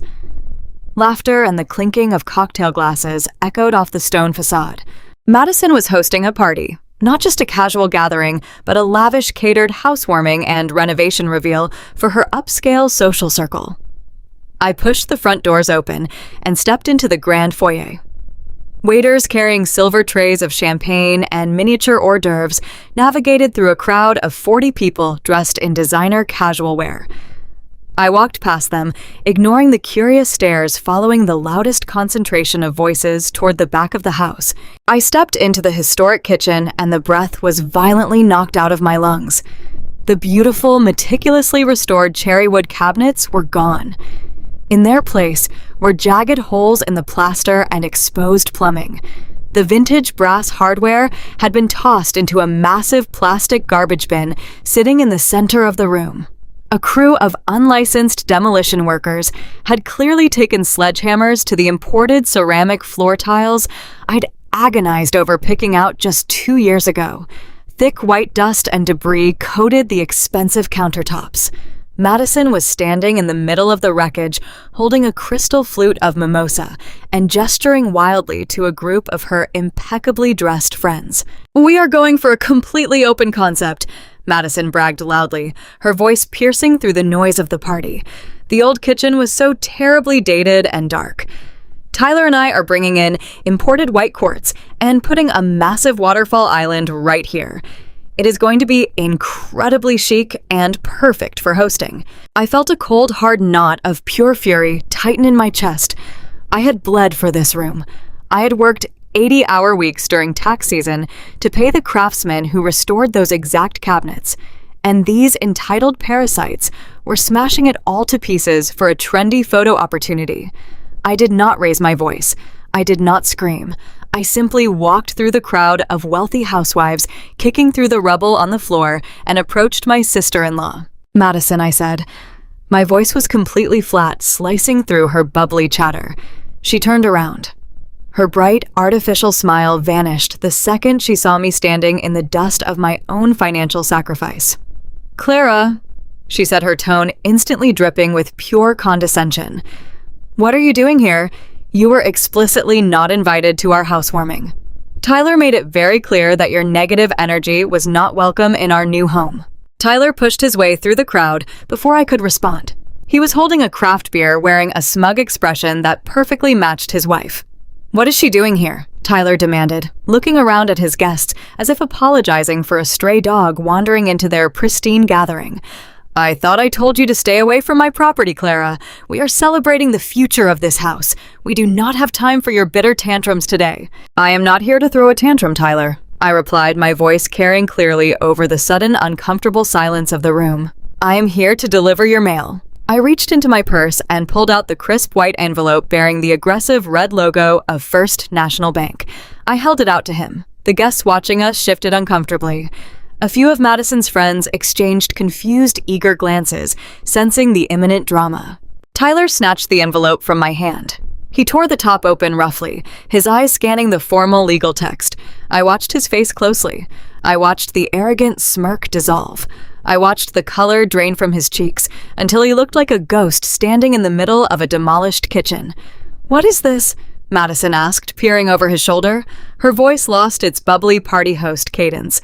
"Tyler, what does pre-foreclosure mean?" "It means the bank is accelerating the loan," I said cheerfully, making sure my voice reached the guests lingering near the doorway. "It means that because your husband failed to make the $12,000 mortgage payment, the bank is preparing to seize the house.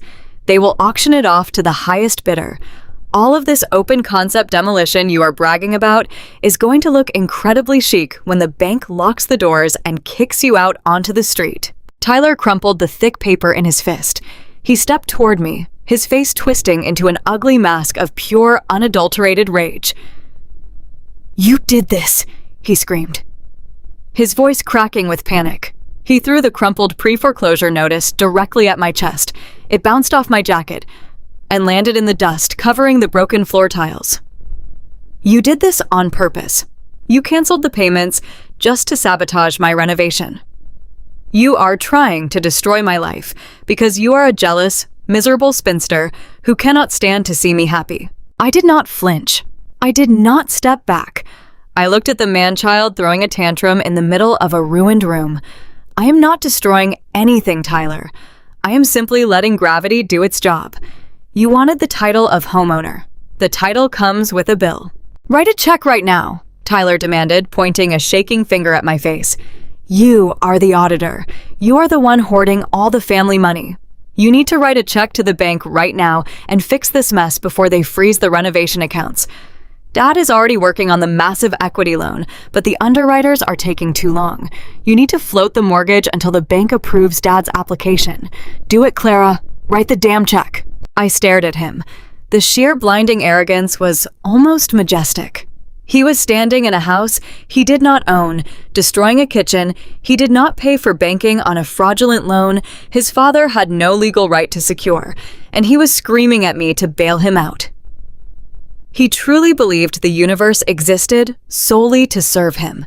I do not write checks for failing businesses, Tyler, I said coldly, and I certainly do not write checks for ungrateful, fraudulent tenants. You and Dad can explain the default to the bank underwriters. I am sure they will be fascinated to hear why the primary applicant is defaulting on a property he is simultaneously trying to mortgage for $1 million. Enjoy your housewarming party. I hope the champagne was worth the bankruptcy. I turned my back on him. I walked away. Madison burst into hysterical sobbing tears, demanding Tyler explain what was happening. The wealthy guests scrambled out of my way, their eyes wide with shock and morbid curiosity. The entire party had instantly transformed from a luxurious celebration into a humiliating public catastrophe.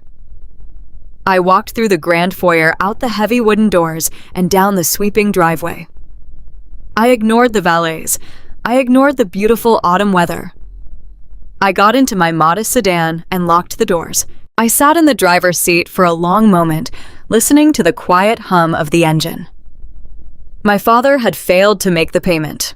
Tyler was destroying the physical property, and Evelyn had warned me that the bank was days away from approving the fraudulent $1 million equity line of credit. The time for maneuvering was over. The time for the nuclear option had arrived. I picked up my phone. I dialed a number I knew by heart, a number with a Southern Florida area code. The line rang 3 times before a deep, steady voice answered. "Hello, Clara," my grandfather said. His voice was warm but sharp, the voice of a man who had built shipping empires and suffered no fools. "Grandpa Winston," I said, keeping my voice incredibly steady despite the adrenaline coursing through my veins. "I need to tell you what your son is doing to the family trust. I need to tell you exactly what is happening to your legacy." For the next 10 minutes, I did not spare a single detail. I told him about the bankruptcy my father had hidden 5 years ago. I told him about the $720,000 of my own money that I had poured into saving the estate from foreclosure. I told him about the country club anniversary dinner, the quiet eviction, and the fake deed. And finally, I told him about the massive fraudulent home equity line of credit my father was currently forging his signature to secure. The silence on the other end of the line was absolute. For a terrifying moment, I wondered if the shock was too much for an 82-year-old man. But when Winston Jenkins finally spoke, there was no frailty in his tone. There was only the cold, hard steel of a patriarch who realized his leniency had bred a monster. "Clara," my grandfather said, his voice dropping into a register of terrifying, absolute authority. "I want you to go online right now. Do not wait for tomorrow. Do not wait for an hour. Go online right now and book me a first-class flight to Connecticut." I took a slow, deep breath. "Yes, Grandpa," I replied. The false kings had enjoyed their reign for 2 weeks, but the true owner of the estate was coming home. My mother sent the text message early Thursday morning. It was dressed in the flowery, affectionate language of a maternal peace offering, but I easily recognized the sheer panic bleeding through the digital screen. She invited me to a formal reconciliation dinner at the estate on Friday night. She claimed my father was ready to apologize, that Tyler had seen the error of his ways, and that we desperately needed to heal our fractured bonds over a quiet, home-cooked meal. I knew exactly what the invitation really was. It was a thinly veiled ambush. The bank had undoubtedly contacted my father regarding the pre-foreclosure warning. The commercial underwriters processing his fraudulent $1 million equity loan were likely demanding strict asset verification he could not possibly provide. My parents were completely out of time, entirely out of money, and rapidly running out of options. They needed their human checkbook to return to the fold. I did not go to the estate alone. Friday afternoon, I left my downtown office early and drove directly to Bradley International Airport. I parked near the arrivals terminal and waited by the baggage carousel. Winston Jenkins walked off his incoming flight looking exactly as he had for the last 2 decades. My grandfather was 82 years old, but he carried himself with the rigid, unyielding posture of a decorated military general. He wore a perfectly tailored navy suit, a crisp white shirt, and a silk tie. He carried nothing but a worn, heavy leather briefcase. We did not speak much on the long drive back toward Fairfield County. My grandfather is a man who measures his words with extreme caution. He simply listened intently as I filled in the final agonizing details of my father's deception. I told him about the bounced contractor checks, the demolished historic kitchen, and the undeniable reality that his son was actively committing federal bank fraud to fund Tyler's delusions of grandeur.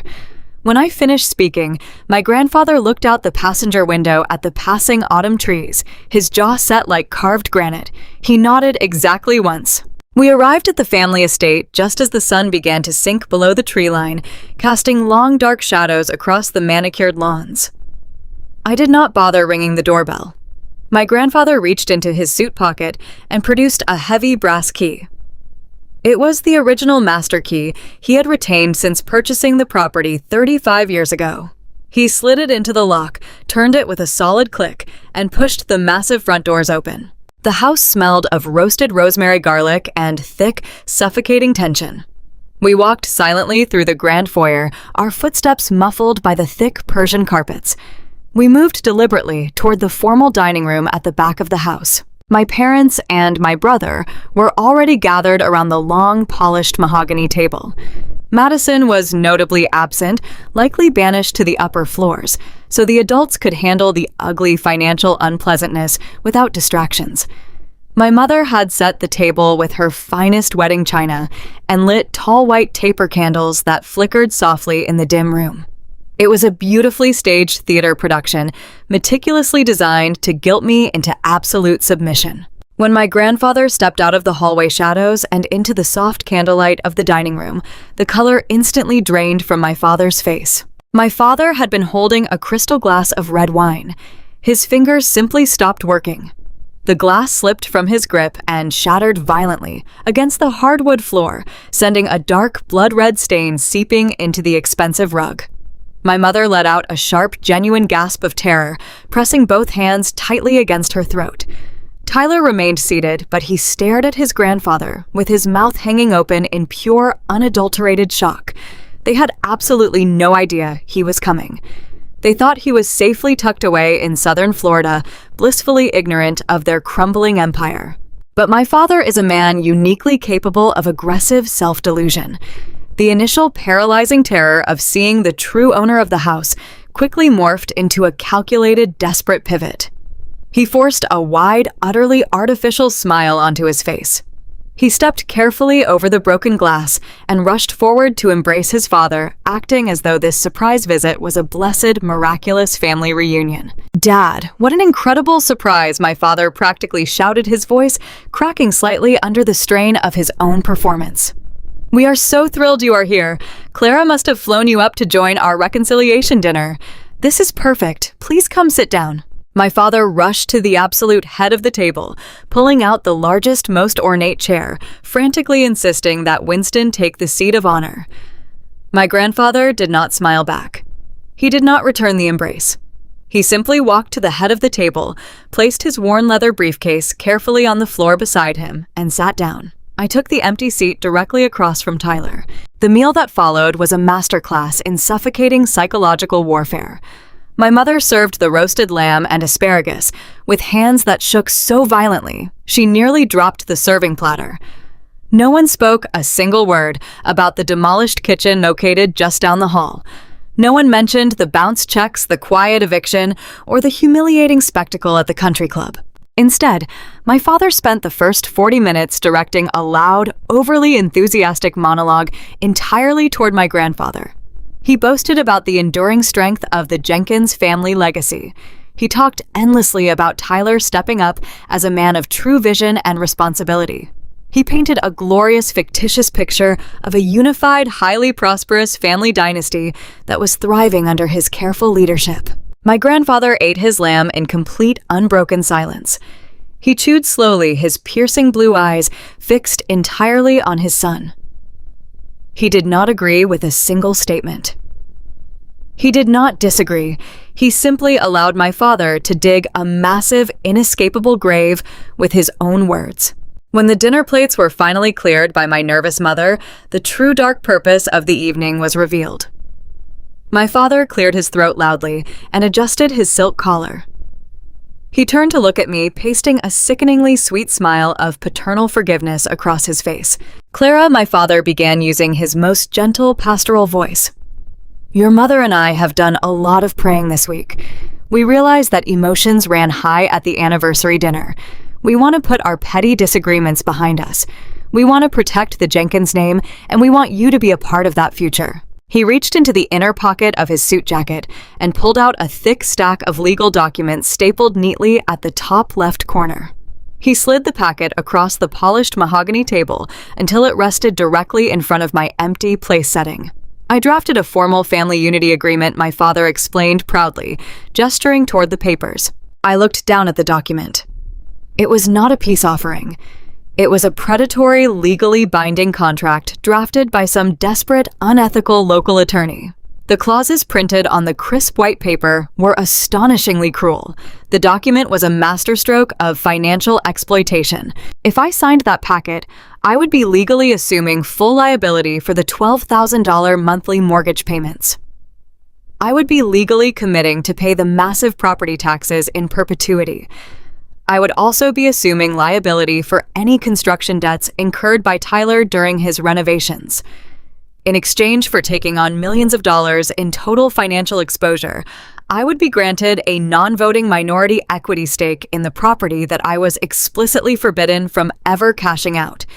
The contract clearly stated that Tyler would remain the sole title holder on the deed. I would essentially become a legally indentured servant to my brother's unearned wealth, locked into a lifetime of paying for a house I would never own.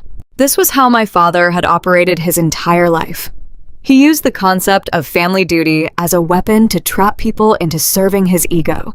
He wrapped financial abuse in the holy language of legacy and sacrifice. My father leaned back in his chair, completely emboldened by the silent presence of my grandfather at the head of the table. In his delusional mind, my father truly believed that Winston Jenkins was on his side. He thought my grandfather had flown up from Florida to help discipline a rebellious, greedy, and ungrateful daughter. My father looked at my grandfather for a moment, seeking validation, then turned his intense gaze back to me. "This is your chance to redeem yourself. Clara," my father said, his tone shifting from gentle to commanding. "A true family works together to preserve its history. Your grandfather built this incredible legacy with his bare hands. It is your sacred Christian duty to ensure it is not lost to the bank just because you want to hoard your corporate salary. Sign the agreement. Secure the estate for your brother. Show your grandfather that you actually care about the Jenkins name." Tyler sat across from me, nodding enthusiastically, his smug confidence returning, now that he thought the patriarchs of the family had successfully cornered me. I did not touch the silver pen my father had placed beside the contract. I did not even flip past the horrific first page. I looked my father dead in the eye, feeling an absolute, unshakable calm settle deep within my bones. "Absolutely not," I said, my voice ringing out clearly in the silent dining room. My father blinked, genuinely stunned that his manipulation had failed to work in front of an audience. "Excuse me," he demanded. "I will not sign away my financial future to subsidize a 34-year-old man who has never paid a single utility bill in his life," I replied, staring directly at Tyler before shifting my gaze back to my father. "I will not pay for the imported marble he is putting in a house I was evicted from, and I will certainly not rescue you from the catastrophic, fraudulent mess you have created. You can pay your own mortgage." My father completely lost whatever fragile grip he had left on his carefully constructed temper. The mask of the benevolent patriarch shattered instantly. He slammed his closed fist. down hard on the dining table, making the fine china plates and crystal water glasses rattle violently against the dark wood. "You are an ungrateful, malicious, spiteful child," my father screamed, his face turning a deep, terrifying shade of purple. "I am the head of this family. I am the master of this estate. I control the trust, Clara. I make the rules under this roof, and I decide who inherits the legacy. You will pick up that pen, and you will sign that document immediately, or I will permanently excommunicate you from this bloodline. You will be nothing to us." The harsh, violent echoes of his shouting bounced off the high ceilings of the formal dining room, slowly fading into a terrifying, heavy silence. My mother was openly weeping into her napkin. Tyler was glaring at me with raw hatred. I did not flinch. I did not reach for the pen. I simply sat perfectly still and shifted my attention toward the head of the table. Grandpa Winston had finished his meal. He slowly picked up his white linen napkin. He methodically wiped the corners of his mouth completely and utterly unbothered by the explosive screaming match that had just occurred in his presence. He placed the napkin neatly on the table beside his empty plate. Then, without looking at my father and without saying a single word, my grandfather reached down to the floor, picked up his worn leather briefcase, and pulled out a thick, heavy, leather-bound folder. The heavy leather-bound folder landed on the polished mahogany dining table with a dull, resonant thud. It was not a loud noise, but in the suffocating silence of the room, it sounded like a judge bringing down a gavel. My grandfather smoothed his hands over the pristine cover. He did not look angry. He did not look vindictive. He looked like a man who had spent a lifetime building an empire only to discover rats chewing through the foundation. My father was still standing at the head of the table. His chest was heaving from his aggressive outburst. His face was stained a deep, furious crimson. He had just declared himself the undisputed master of the estate. He had just threatened to excommunicate me from the family bloodline. He genuinely believed his sheer volume could bend reality to his will. "Sit down, Richard," my grandfather said. His voice was completely calm. It did not boom.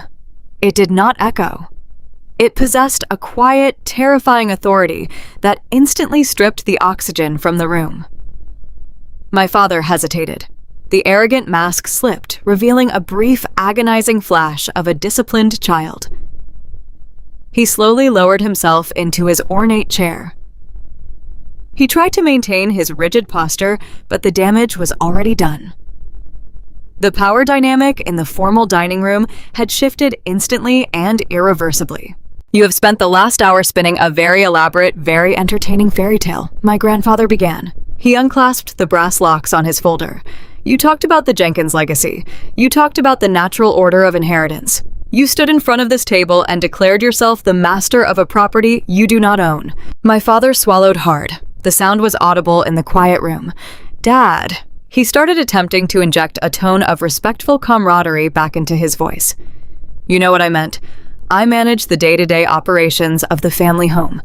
I am just trying to protect the assets you generously provided. Clara is being incredibly difficult and completely unreasonable about her temporary rent payments." My grandfather raised a single weathered hand. The gesture instantly silenced my father. "I know exactly what Clara has been paying," my grandfather said, turning his piercing blue eyes directly onto his son. "I know that your logistics company filed for bankruptcy 5 years ago. I know that you hid your catastrophic financial failures from this entire family. I know that you were 60 days away from defaulting on this very house.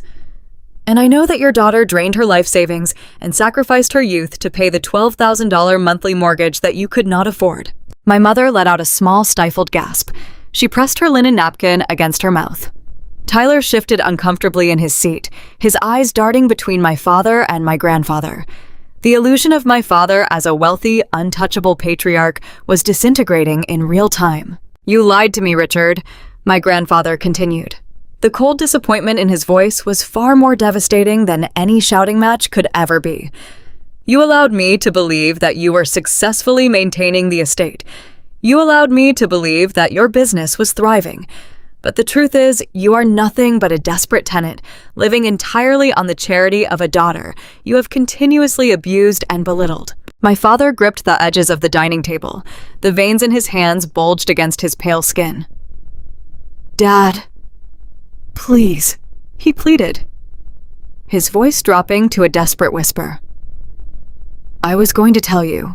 I was just trying to keep the family together. I was trying to preserve our reputation in the community." "You cannot possibly take her side." She deliberately canceled the bank transfers to sabotage Tyler. My grandfather slowly opened the leather-bound folder. He did not look at my father. He focused entirely on the crisp white document stacked inside. "Let us talk about Tyler," my grandfather said softly. He pulled out a large color photograph and slid it across the table. It was a picture of the grand kitchen just down the hall. I recognized the angle. I had taken that photo earlier this week during the disastrous housewarming party. It showed the smashed cherry wood cabinets, the gaping holes in the plaster, and the vintage brass hardware tossed carelessly into a massive plastic garbage bin. "I received this image a few days ago," my grandfather stated, tapping the photograph with his index finger. Imagine my surprise when I discovered that the historic architecture of my property was being violently destroyed without my authorization. Imagine my further surprise when Clara informed me that you stood in front of 200 people at a country club and presented your unemployed son with a fake, meaningless piece of calligraphy telling him he owned my house free and clear. Tyler jumped in his chair. He looked at my father with wide, panicked eyes. "Dad, what is he talking about? What does he mean he owns the house? You said the deed was transferred to me." My grandfather turned his chilling gaze toward my brother. "Your father is a fraud, Tyler. He does not have a single legal right to this property. He never did. 35 years ago, I placed this entire estate into the Jenkins Family Revocable Trust.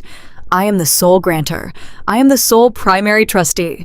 I hold absolute and exclusive control over this asset.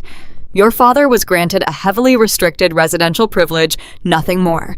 He had absolutely no legal authority to gift you this house." Tyler stared at the photograph of his demolished kitchen. The smug visionary entrepreneur completely vanished.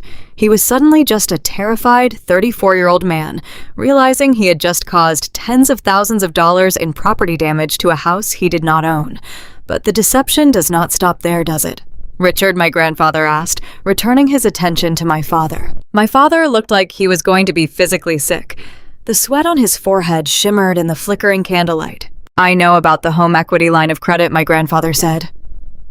The words dropped into the room like heavy stones.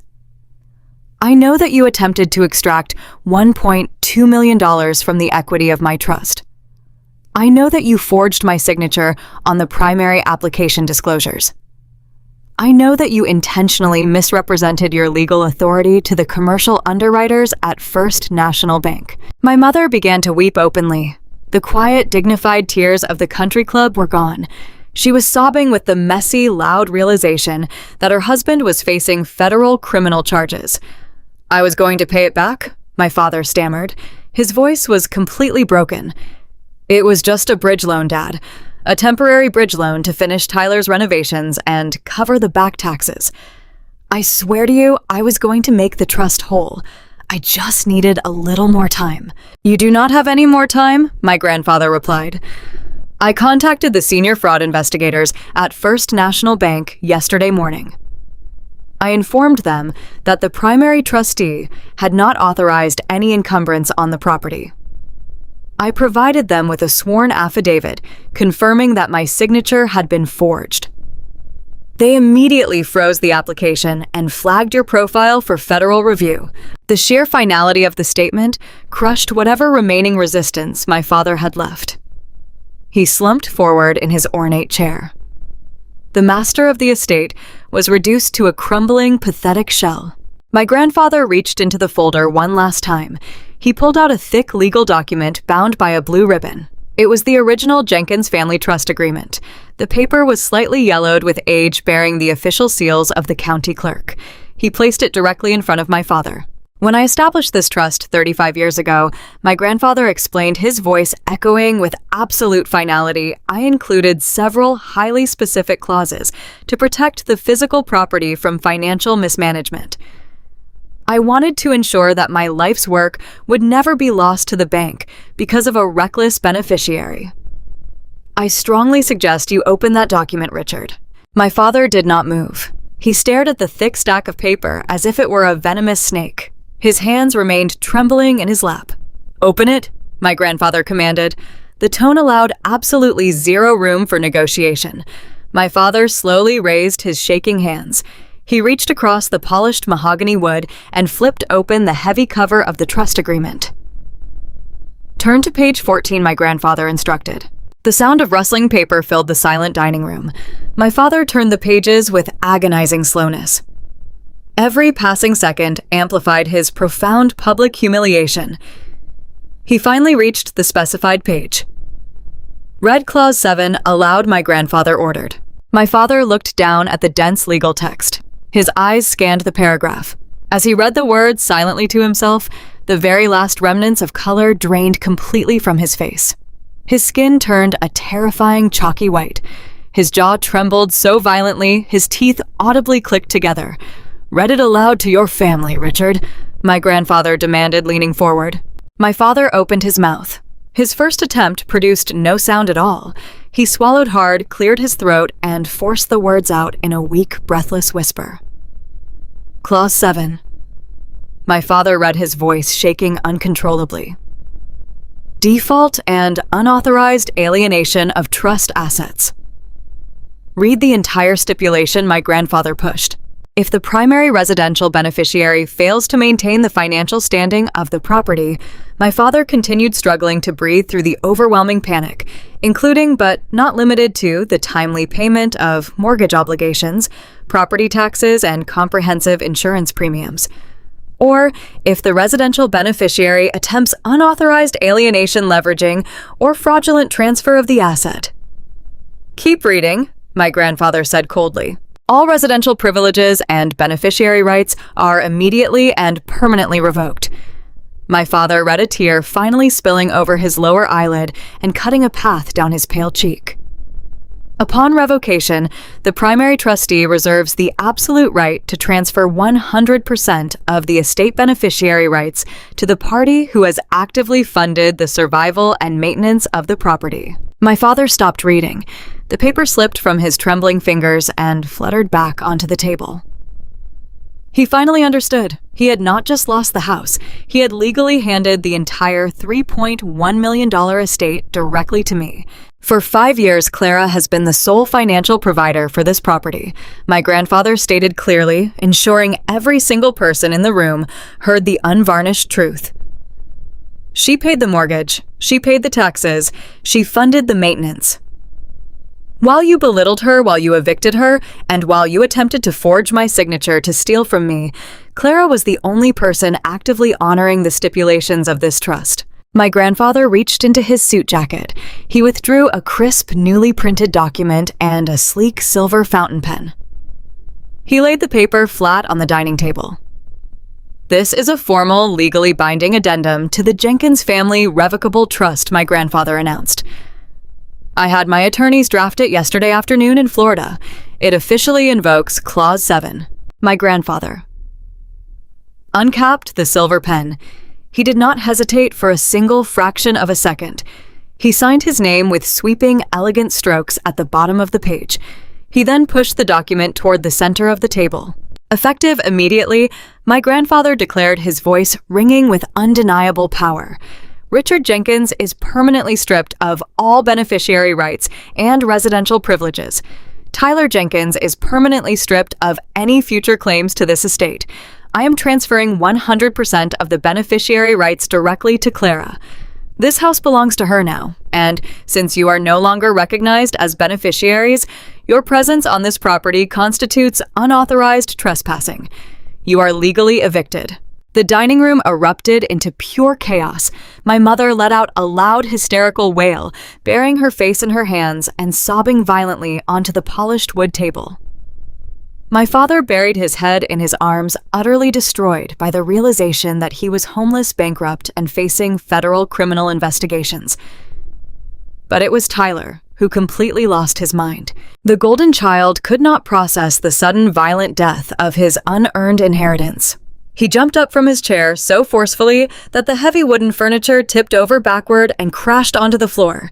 His face was twisted into a mask of pure, unadulterated rage. "You cannot do this to me," Tyler screamed, spittle flying from his lips as he pointed wildly at my grandfather. "I am the son. I am the legacy. You are giving my house to a bitter, jealous woman who does not even have a family. I have contractors demanding payment. I have thousands of dollars in demolition bills. You are going to ruin my life." Tyler grabbed the edge of the dining table. He looked like he was about to physically launch himself across the mahogany surface to attack an 82-year-old man. I did not even have time to stand up and intervene. Before Tyler could take a single aggressive step forward, the heavy oak doors leading from the grand foyer swung open. Two massive, broad-shouldered men in immaculate dark suits stepped swiftly into the dining room. They moved with the silent, terrifying efficiency of highly trained professionals. They were my grandfather's private security detail, hired specifically in Florida, and instructed to wait quietly in the front hall until they were needed. One of the men stepped directly behind Tyler. He placed a large, heavy hand firmly onto my brother's shoulder. The grip was visibly punishing. "Is there a problem here, Mr. Jenkins?" The security guard asked, his voice low and incredibly dangerous. Tyler froze. The sheer physical presence of the two men instantly vaporized his reckless bravado. He looked at the massive hand clamping down on his shoulder, then looked across the table at my grandfather. My grandfather calmly closed the leather-bound folder. "There is no problem at all," my grandfather replied smoothly. The former tenants were just preparing to pack their belongings. I sat quietly in my chair, looking at the forged documents, the canceled eviction notice, and the crying family that had tried to destroy me. The grueling 5-year nightmare was finally over. The house was officially mine. 48 hours can feel like an absolute eternity when you are waiting for a toxic delusion to completely collapse.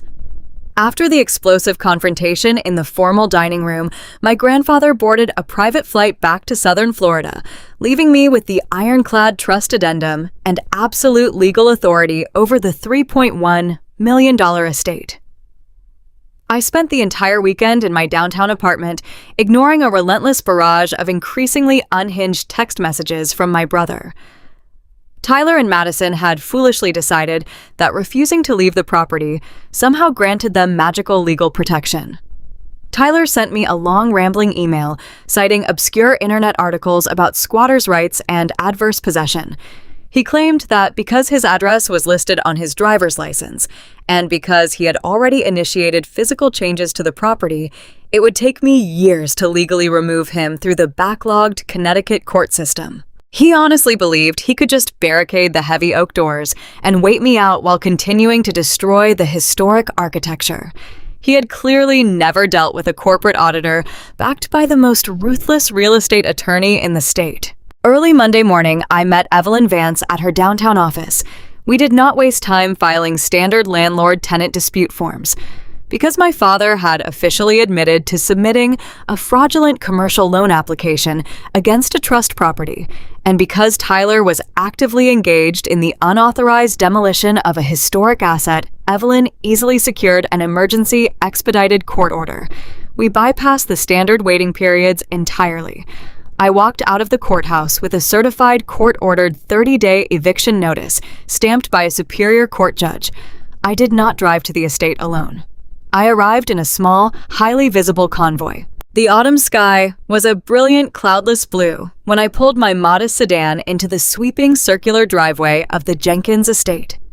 Directly behind me were two marked black and white Fairfield County Sheriff cruisers. The flashing red and blue lights reflected off the pristine manicured lawns I had paid to maintain for 5 long years. I parked my car, stepped out into the crisp morning air, and waited by the front steps as 4 uniformed deputies exited their vehicles. They were not there to negotiate. They were there to execute a binding judicial mandate. I walked up the wide stone steps, flanked by the armed deputies. I did not bother knocking. I used my heavy brass key to unlock the massive front doors and pushed them wide open. The grand foyer was a chaotic mess of half-packed cardboard boxes, scattered luxury luggage, and sheer panic.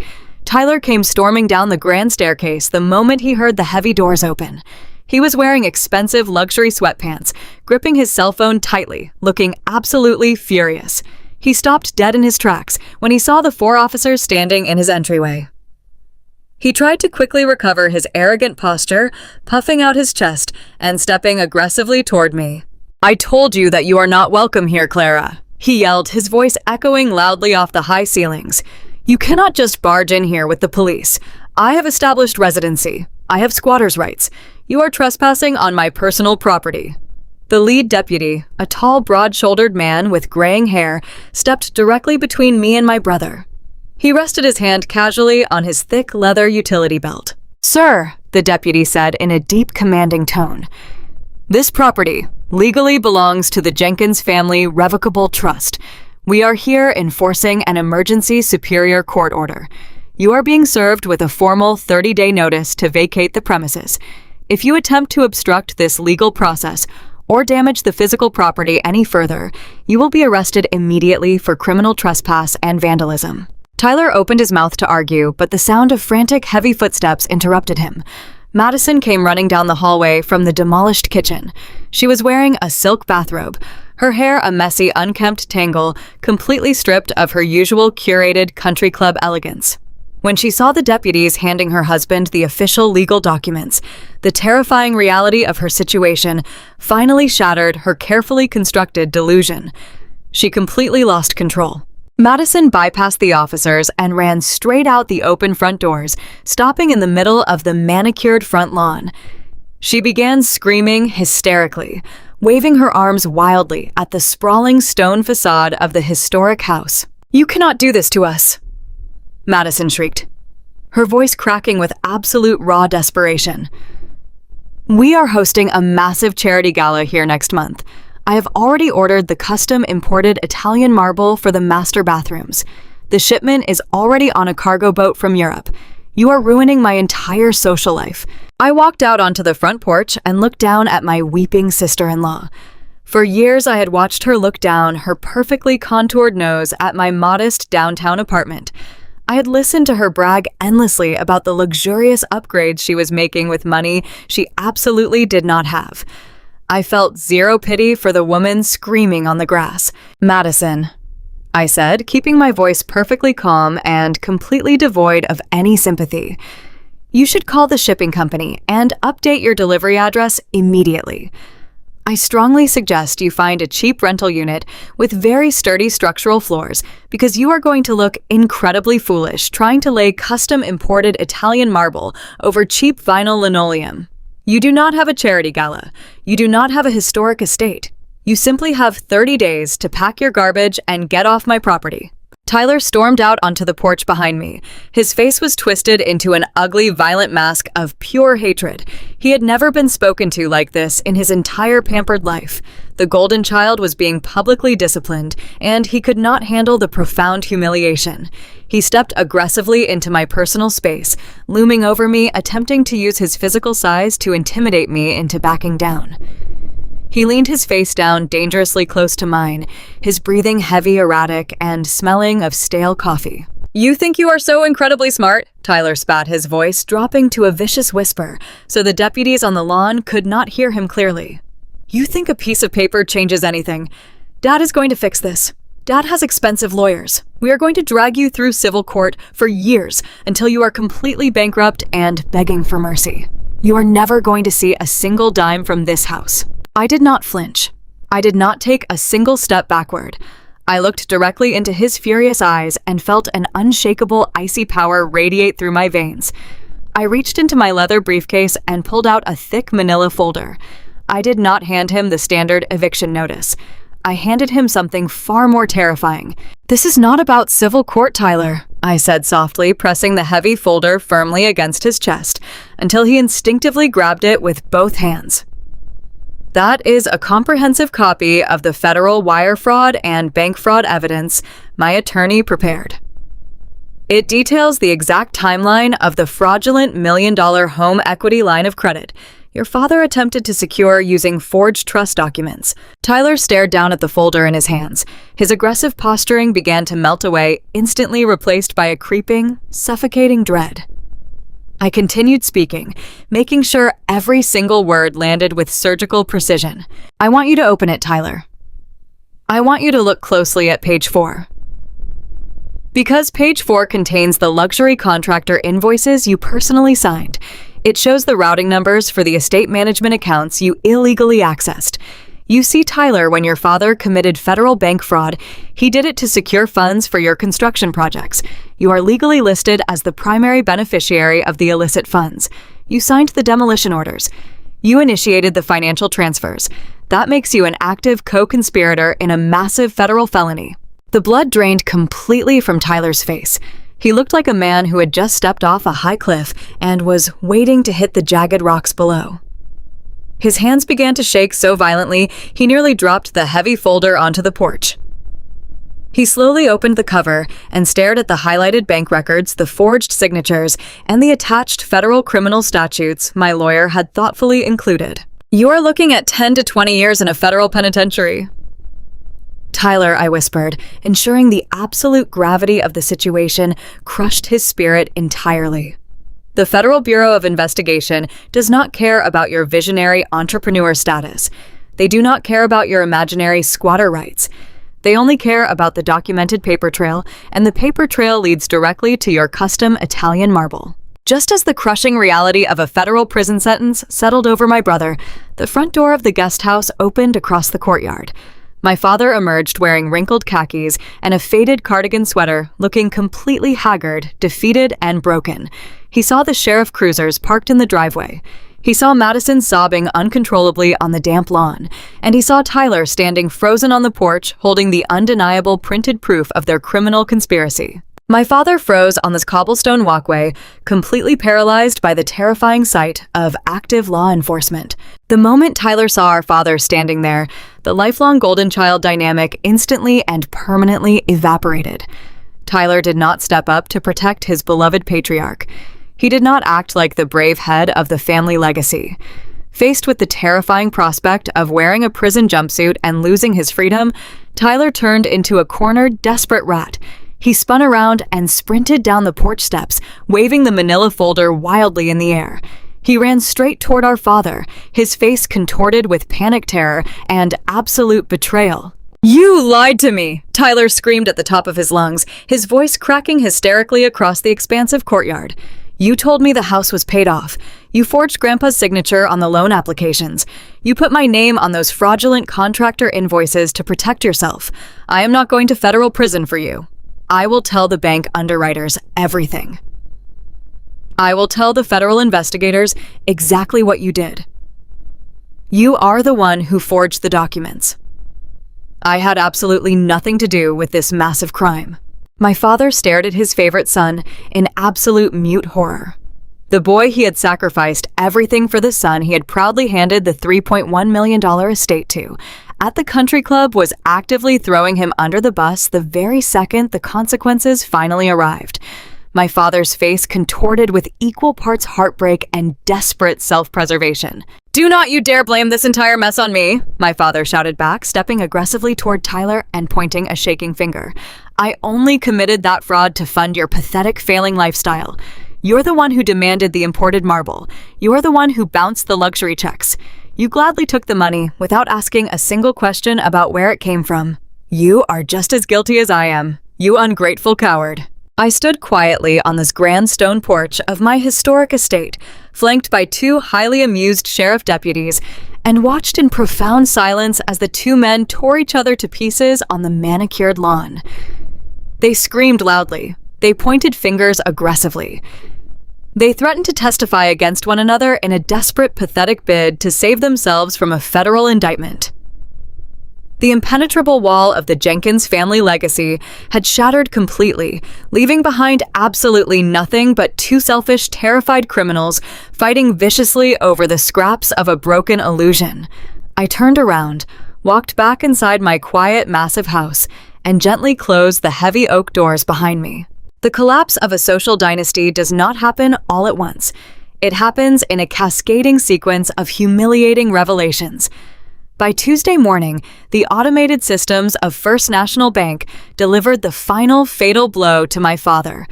The official rejection letter was not a polite decline based on credit scores. It was a formal notification that the commercial underwriting department had flagged the application for severe discrepancies. The bank had notified federal authorities regarding the forged signatures on the trust documents. My father was instantly blacklisted. His accounts were frozen. His pristine country club reputation was completely obliterated before lunchtime. The contractors Tyler had stiffed did not keep their grievances quiet. They filed mechanic liens and complained loudly to anyone who would listen. The country club board politely suggested that my parents suspend their membership. But the most devastating social reckoning occurred within the hallowed halls of Grace Fellowship Church. For decades, my parents had used our congregation as a personal stage to project their extreme moral superiority. They had weaponized scripture to paint me as a greedy, ungrateful daughter. They had successfully turned the entire church leadership against me during that awful Sunday coffee hour. They had convinced everyone that my father was a benevolent patriarch, suffering under the cruelty of a bitter child. My grandfather Winston completely destroyed that narrative with a single certified letter. Before flying back to Florida, my grandfather had tasked his legal team with drafting a comprehensive statement of facts. He mailed it directly to Pastor Dave and the entire board of elders. The letter outlined the exact nature of the financial abuse I had endured. It detailed the $720,000 I had sacrificed to save the family from my father's hidden bankruptcy. It explicitly shamed the church leadership for blindly enabling a financial predator and for attempting to bully a young woman into subsidizing a massive federal fraud. The fallout was swift and absolute. On Thursday afternoon, my office receptionist notified me that I had unannounced visitors waiting in the lobby. I walked out to find Pastor Dave and Elder Miller standing awkwardly near the glass reception desk. They were no longer wearing the arrogant, self-righteous expressions they had wielded in the church basement. They looked incredibly small, out of their element, and deeply, deeply ashamed. I directed them into my private glass-walled conference room. I did not offer them coffee or water. I sat at the head of the heavy mahogany table, folded my hands, and waited for them to speak. Pastor Dave began, his voice lacking its usual booming pulpit resonance. "We came here today to offer you our most profound and sincere apologies. We received a highly disturbing communication from your grandfather. We were entirely unaware of the true financial dynamics occurring within your family home." Elder Miller nodded, staring down at his expensive leather shoes. "Your father lied to us, Clara. He sat in our counseling sessions and wept about how you were hoarding your wealth to punish him. We never imagined a man of his standing could be capable of such elaborate criminal deception. We failed you as your spiritual leaders. We allowed ourselves to be manipulated." I looked at the two men. A few weeks ago, their judgment had felt like a crushing physical weight. Now I realized they were just gullible men who prioritized the appearance of a wealthy traditional family over the actual truth. "You did not just allow yourselves to be manipulated, Pastor," I said, keeping my voice perfectly level and calm. "You actively participated in the abuse. You stood in that fellowship hall and used the word of God to try and extort money from a victim on behalf of her abuser. You told me I was rotting my soul because I refused to pay for my brother's custom imported marble floors." Pastor Dave flinched. The blunt, unvarnished truth was clearly difficult for him to swallow. Spiritual authority requires actual discernment. I continued holding his gaze until he was forced to look away. "You chose to believe the man wearing the expensive suit because it was comfortable for the church hierarchy.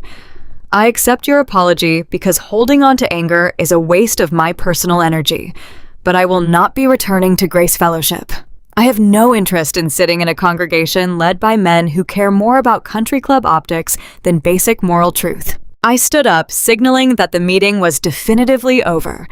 The two men stood slowly, offering quiet, stuttering reiterations of their regret before shuffling out of my office. I watched them walk to the elevators, carrying the heavy burden of their own exposed hypocrisy.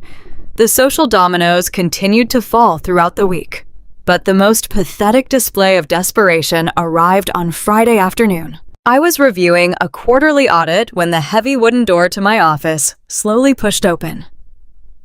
My mother slipped inside. She had bypassed the security desk by telling the lobby guards she was facing a dire family emergency. The woman standing in my office looked absolutely nothing like the triumphant matriarch who had orchestrated my public humiliation at the anniversary dinner. She was wearing wrinkled clothes. Her hair was unwashed. Her face was puffy and streaked with dark, ruined makeup. She closed the door behind her and immediately burst into loud, theatrical sobs. Clara. My mother wept, pressing her hands against her face as she stumbled toward my desk. Clara, please, you have to help me. You have to forgive me. I did not stand up. I did not offer her a tissue. I simply leaned back in my chair and watched the performance unfold. He manipulated me, Clara, my mother cried, resting her hands flat on the glass surface of my desk. Your father controlled every single aspect of our lives. He lied to me about the bankruptcy. He lied to me about the trust. He told me the house was ours and that you were just paying a small fraction of rent. I had absolutely no idea he was committing bank fraud. I am just a victim of his toxic control. You have to believe me. The sheer audacity of her historical revisionism was staggering. She was actively attempting to rewrite 30 years of family dynamics in 5 minutes to save her own skin. She knew exactly what she was doing when she helped my father kick me out of the main house. She was the one who personally called me a greedy, selfish child in front of the entire church. Stop talking, Mom, I said. My voice was quiet, but it carried a lethal, sharp edge that instantly silenced her sobbing. She gulped a breath of air, looking at me with wide, terrified eyes. You are not a victim, I stated, simply laying the absolute, unvarnished truth on the table between us. You were a fully willing and enthusiastic participant in my financial exploitation. You knew exactly how much money I was paying the bank every month because you were the one who originally begged me to move into the drafty carriage house. You stood right next to Dad at the country club and smiled while he handed my entire life savings over to Tyler. You helped him plan the ambush. Clara, please. My mother begged, her voice cracking into a desperate whine. I am your mother. I brought you into this world. I am leaving your father. I cannot stay with a man facing federal prison. I have absolutely nothing left. I just need a place to stay while I get back on my feet. You have that massive 6-bedroom estate all to yourself now. Please let me move into the guest house. We can start over. We can heal our relationship. The sheer repulsive reality of her request hung in the air. She did not want a relationship. She did not want to heal. She wanted a free place to live now that the golden child could no longer provide for her. She wanted to slide right back into her comfortable aristocratic lifestyle, using the very daughter she had spent years trying to destroy. I looked at the woman who had happily thrown me to the wolves. I forgive you, Mom, I said. My mother let out a massive, trembling sigh of relief. She actually reached her hand across the desk to touch my arm. I pulled my arm away smoothly, ensuring she made contact with nothing but cold glass. I forgive you because carrying around the poison of your betrayal is toxic for my own mental health, I explained, watching the relief drain completely out of her eyes. I forgive you so I can sleep peacefully at night. But you need to understand something very clearly right now. Forgiveness is an internal process for my own spiritual peace. Forgiveness does not equal access. My mother froze. What do you mean, she whispered. It means you do not get access to my life, I said firmly. You do not get access to my physical space. You do not get access to my emotional energy. And you absolutely do not get access to my bank account ever again. You are not moving into the guest house. You are not moving into the main estate. You are leaving my office right now, and you are never coming back. But I have nowhere to go. My mother sobbed, panic finally taking full control of her features. You have Tyler, I replied cheerfully, pointing toward the door. Tyler is the visionary of this family. I am sure the true holder of the Jenkins legacy can find a way to provide for his mother. Now get out of my office before I call building security and have you escorted out for trespassing. My mother stared at me for a long, agonizing moment. She searched my face for any lingering trace of the desperate, lonely daughter who used to crave her approval. She found absolutely nothing but solid, impenetrable steel. Her shoulders slumped. The dramatic weeping stopped. She turned around without saying another word and walked out of the room looking like a hollow, empty shell of a human being. The final day of the 30-day eviction notice arrived on a chilly, overcast Thursday morning. I drove up the sweeping circular driveway of my $3.1 million estate and parked my sedan near the grand front steps. I did not go inside. I simply stood on the sprawling stone veranda, wrapping my warm wool coat tightly around my shoulders. I was there to witness the physical conclusion of the eviction. There were no luxury moving companies present. There were no professional packers carrying fragile antique vases wrapped in thick moving blankets. There was only a single battered rented moving truck parked awkwardly on the pristine cobblestones. I watched in absolute profound silence as Tyler struggled to carry a cheap particle board television stand down the front steps. The golden child was sweating profusely, his face red from the physical labor he had spent his entire life avoiding. Madison followed closely behind him, carrying a few disorganized cardboard boxes filled with designer shoes she could no longer afford to replace. They were not moving into a grand, historic mansion.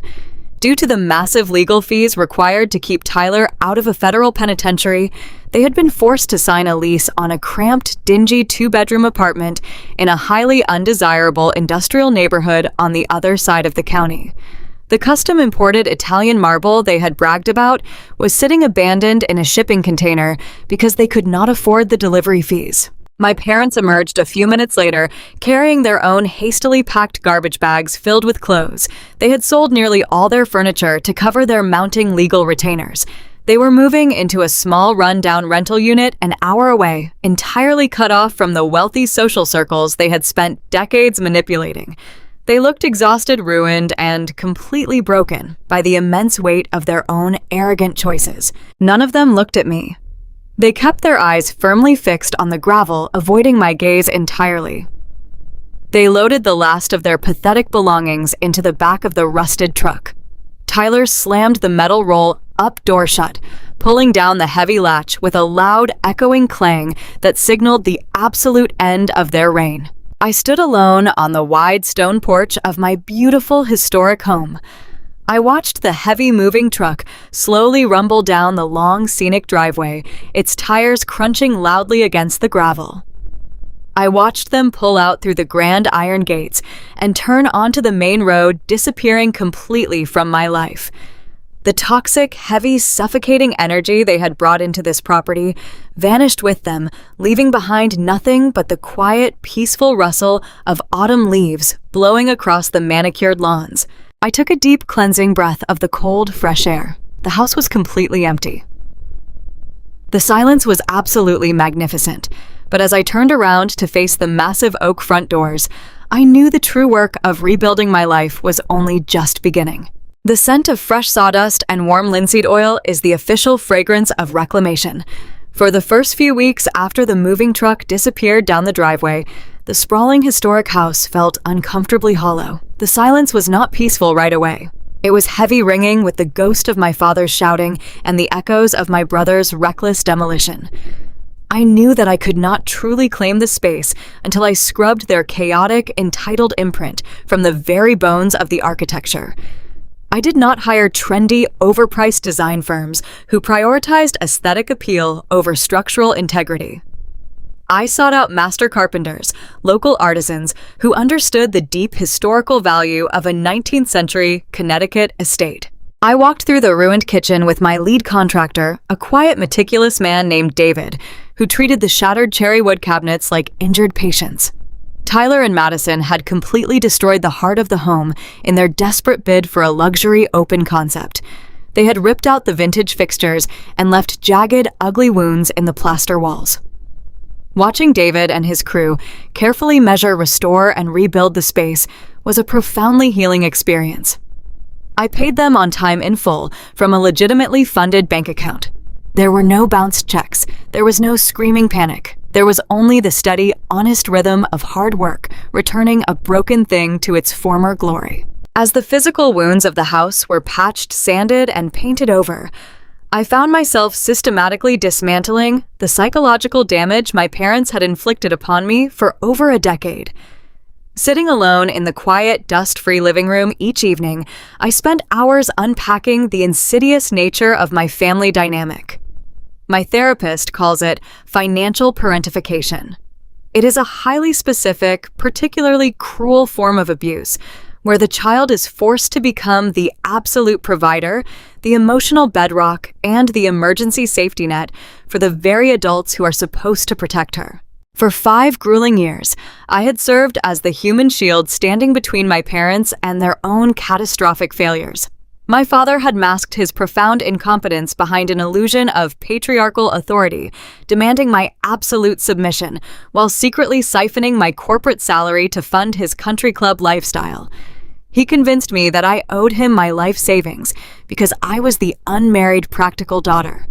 My mother enabled every single lie, actively treating me like an indentured servant so she could continue playing the role of a wealthy, devout matriarch in the church basement. And Tyler, the magnificent golden child, simply floated above it all, completely insulated from consequence, convinced that his extravagant existence was an inherent birthright. I used to harbor a deep, terrifying guilt over the eviction. I wondered if I had been too harsh, too calculating, too ruthless. But as the weeks turned into months, that guilt completely evaporated, replaced by an unbreakable, crystal-clear certainty. I did not break my family by cutting the financial cord. I did not destroy them by refusing to sign that predatory, exploitative contract at the dining room table. I simply stopped paying for the expensive theater production they were staging. When the endless stream of money stopped flowing, the polished facade immediately crumbled, revealing exactly who they really were.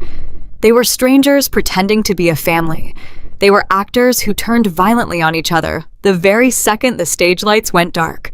By pulling away my financial support, I did not cause their ruin. I just allowed gravity to finally take hold of a house of cards that had been teetering on the edge of collapse for years. The restoration of the estate took nearly 4 months. By the time the final coat of paint was dry and the last drop cloths were packed away, the harsh Connecticut winter had surrendered to a beautiful, vibrant spring. The sprawling front lawns were a rich, brilliant green.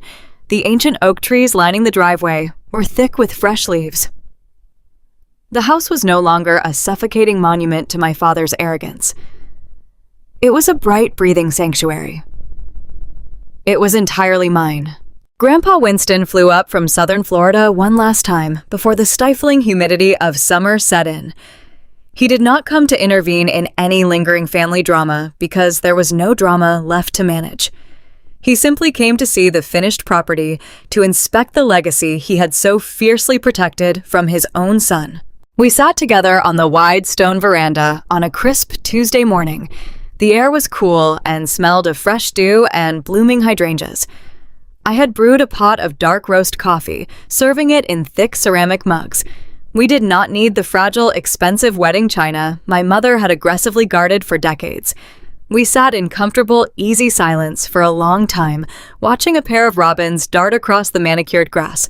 My grandfather wore a light tan sweater over a collared shirt, looking relaxed, peaceful, and unburdened. "You did a remarkable job with the kitchen," Clara, my grandfather said, taking a slow sip of his coffee.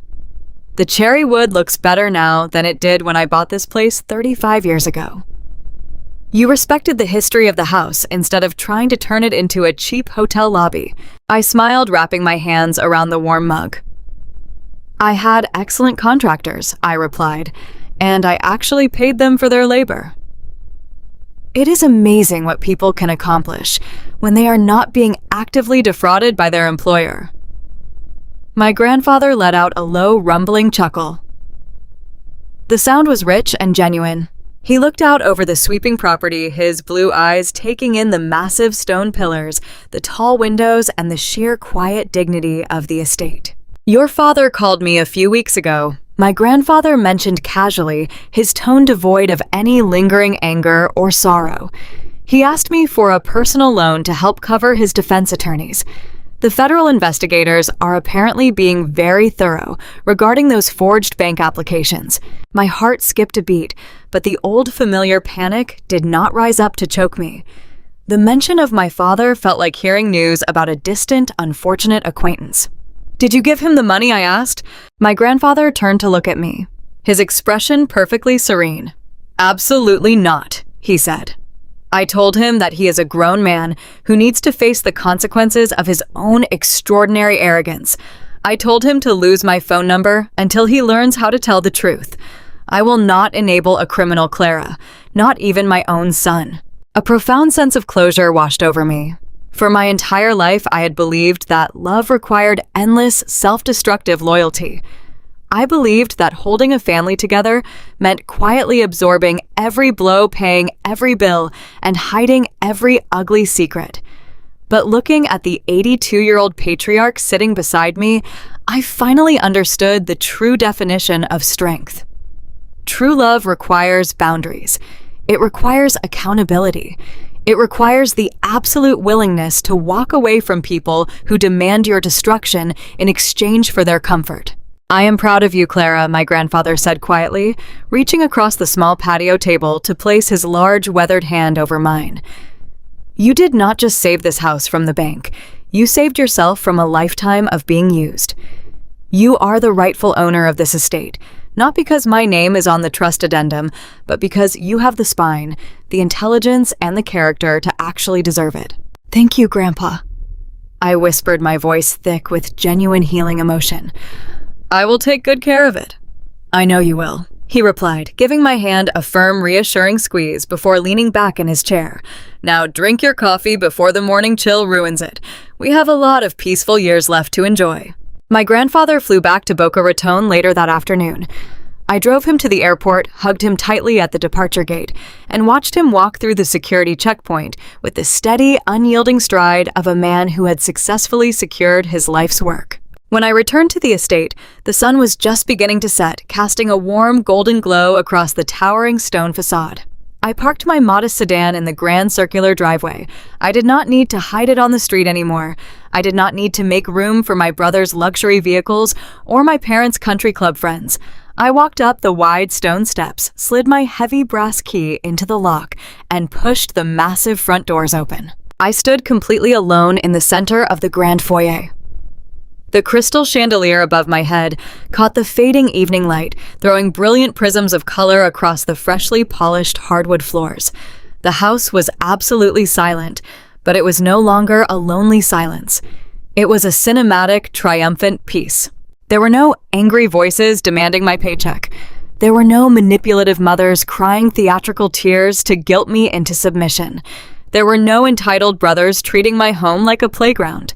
There was only me, a 31-year-old corporate auditor, standing firmly in the center of a $3.1 million masterpiece that I had earned through blood, sweat, and absolute undeniable truth. I had spent my 20s as a financial hostage, a scapegoat forced to carry the crushing weight of a family that never truly wanted me. But the moment I stopped begging for their approval, the moment I stopped treating my bank account as an apology for simply existing, I took my power back. I realized that my worth was not determined by my utility to toxic people. My worth was inherent, unshakable, and absolute. If you are the workhorse of your family, if you are the one who is always expected to fix the mistakes, pay the debts, and swallow your own needs to keep the peace, I want you to hear this loud and clear. You are not responsible for saving adults from the consequences of their own terrible choices. Setting an ironclad boundary is not an act of betrayal. It is an act of survival. You cannot buy genuine love by setting yourself on fire to keep other people warm. The people who truly value you will never demand your destruction. And the people who demand your destruction never truly valued you at all. Do not wait for a secret trust clause to save you. Do not wait for permission to put yourself first. Take a long, hard look at the people draining your energy, your finances, and your spirit, and ask yourself, what would happen if you simply stopped paying the bill? You might just find out that the kingdom they claim to rule is nothing but an illusion, and the life you build from the ashes will be more beautiful, more peaceful, and more secure than anything you could have ever imagined. This is my house now, and the doors are locked. I want to ask you a question before I go. If you had spent 5 years paying off a massive family debt only to be evicted in front of a massive crowd, what would you have done? Would you have stayed quiet, or would you have triggered the collapse? Let me know your thoughts in the comments below. Please hit the like button if you believe in standing up to toxic family members, and subscribe to the channel for more stories about demanding respect and taking your power back. Do not forget to tell me where you are watching from and what time it is there. Stay strong, know your absolute worth, and never be afraid to let the illusion fall.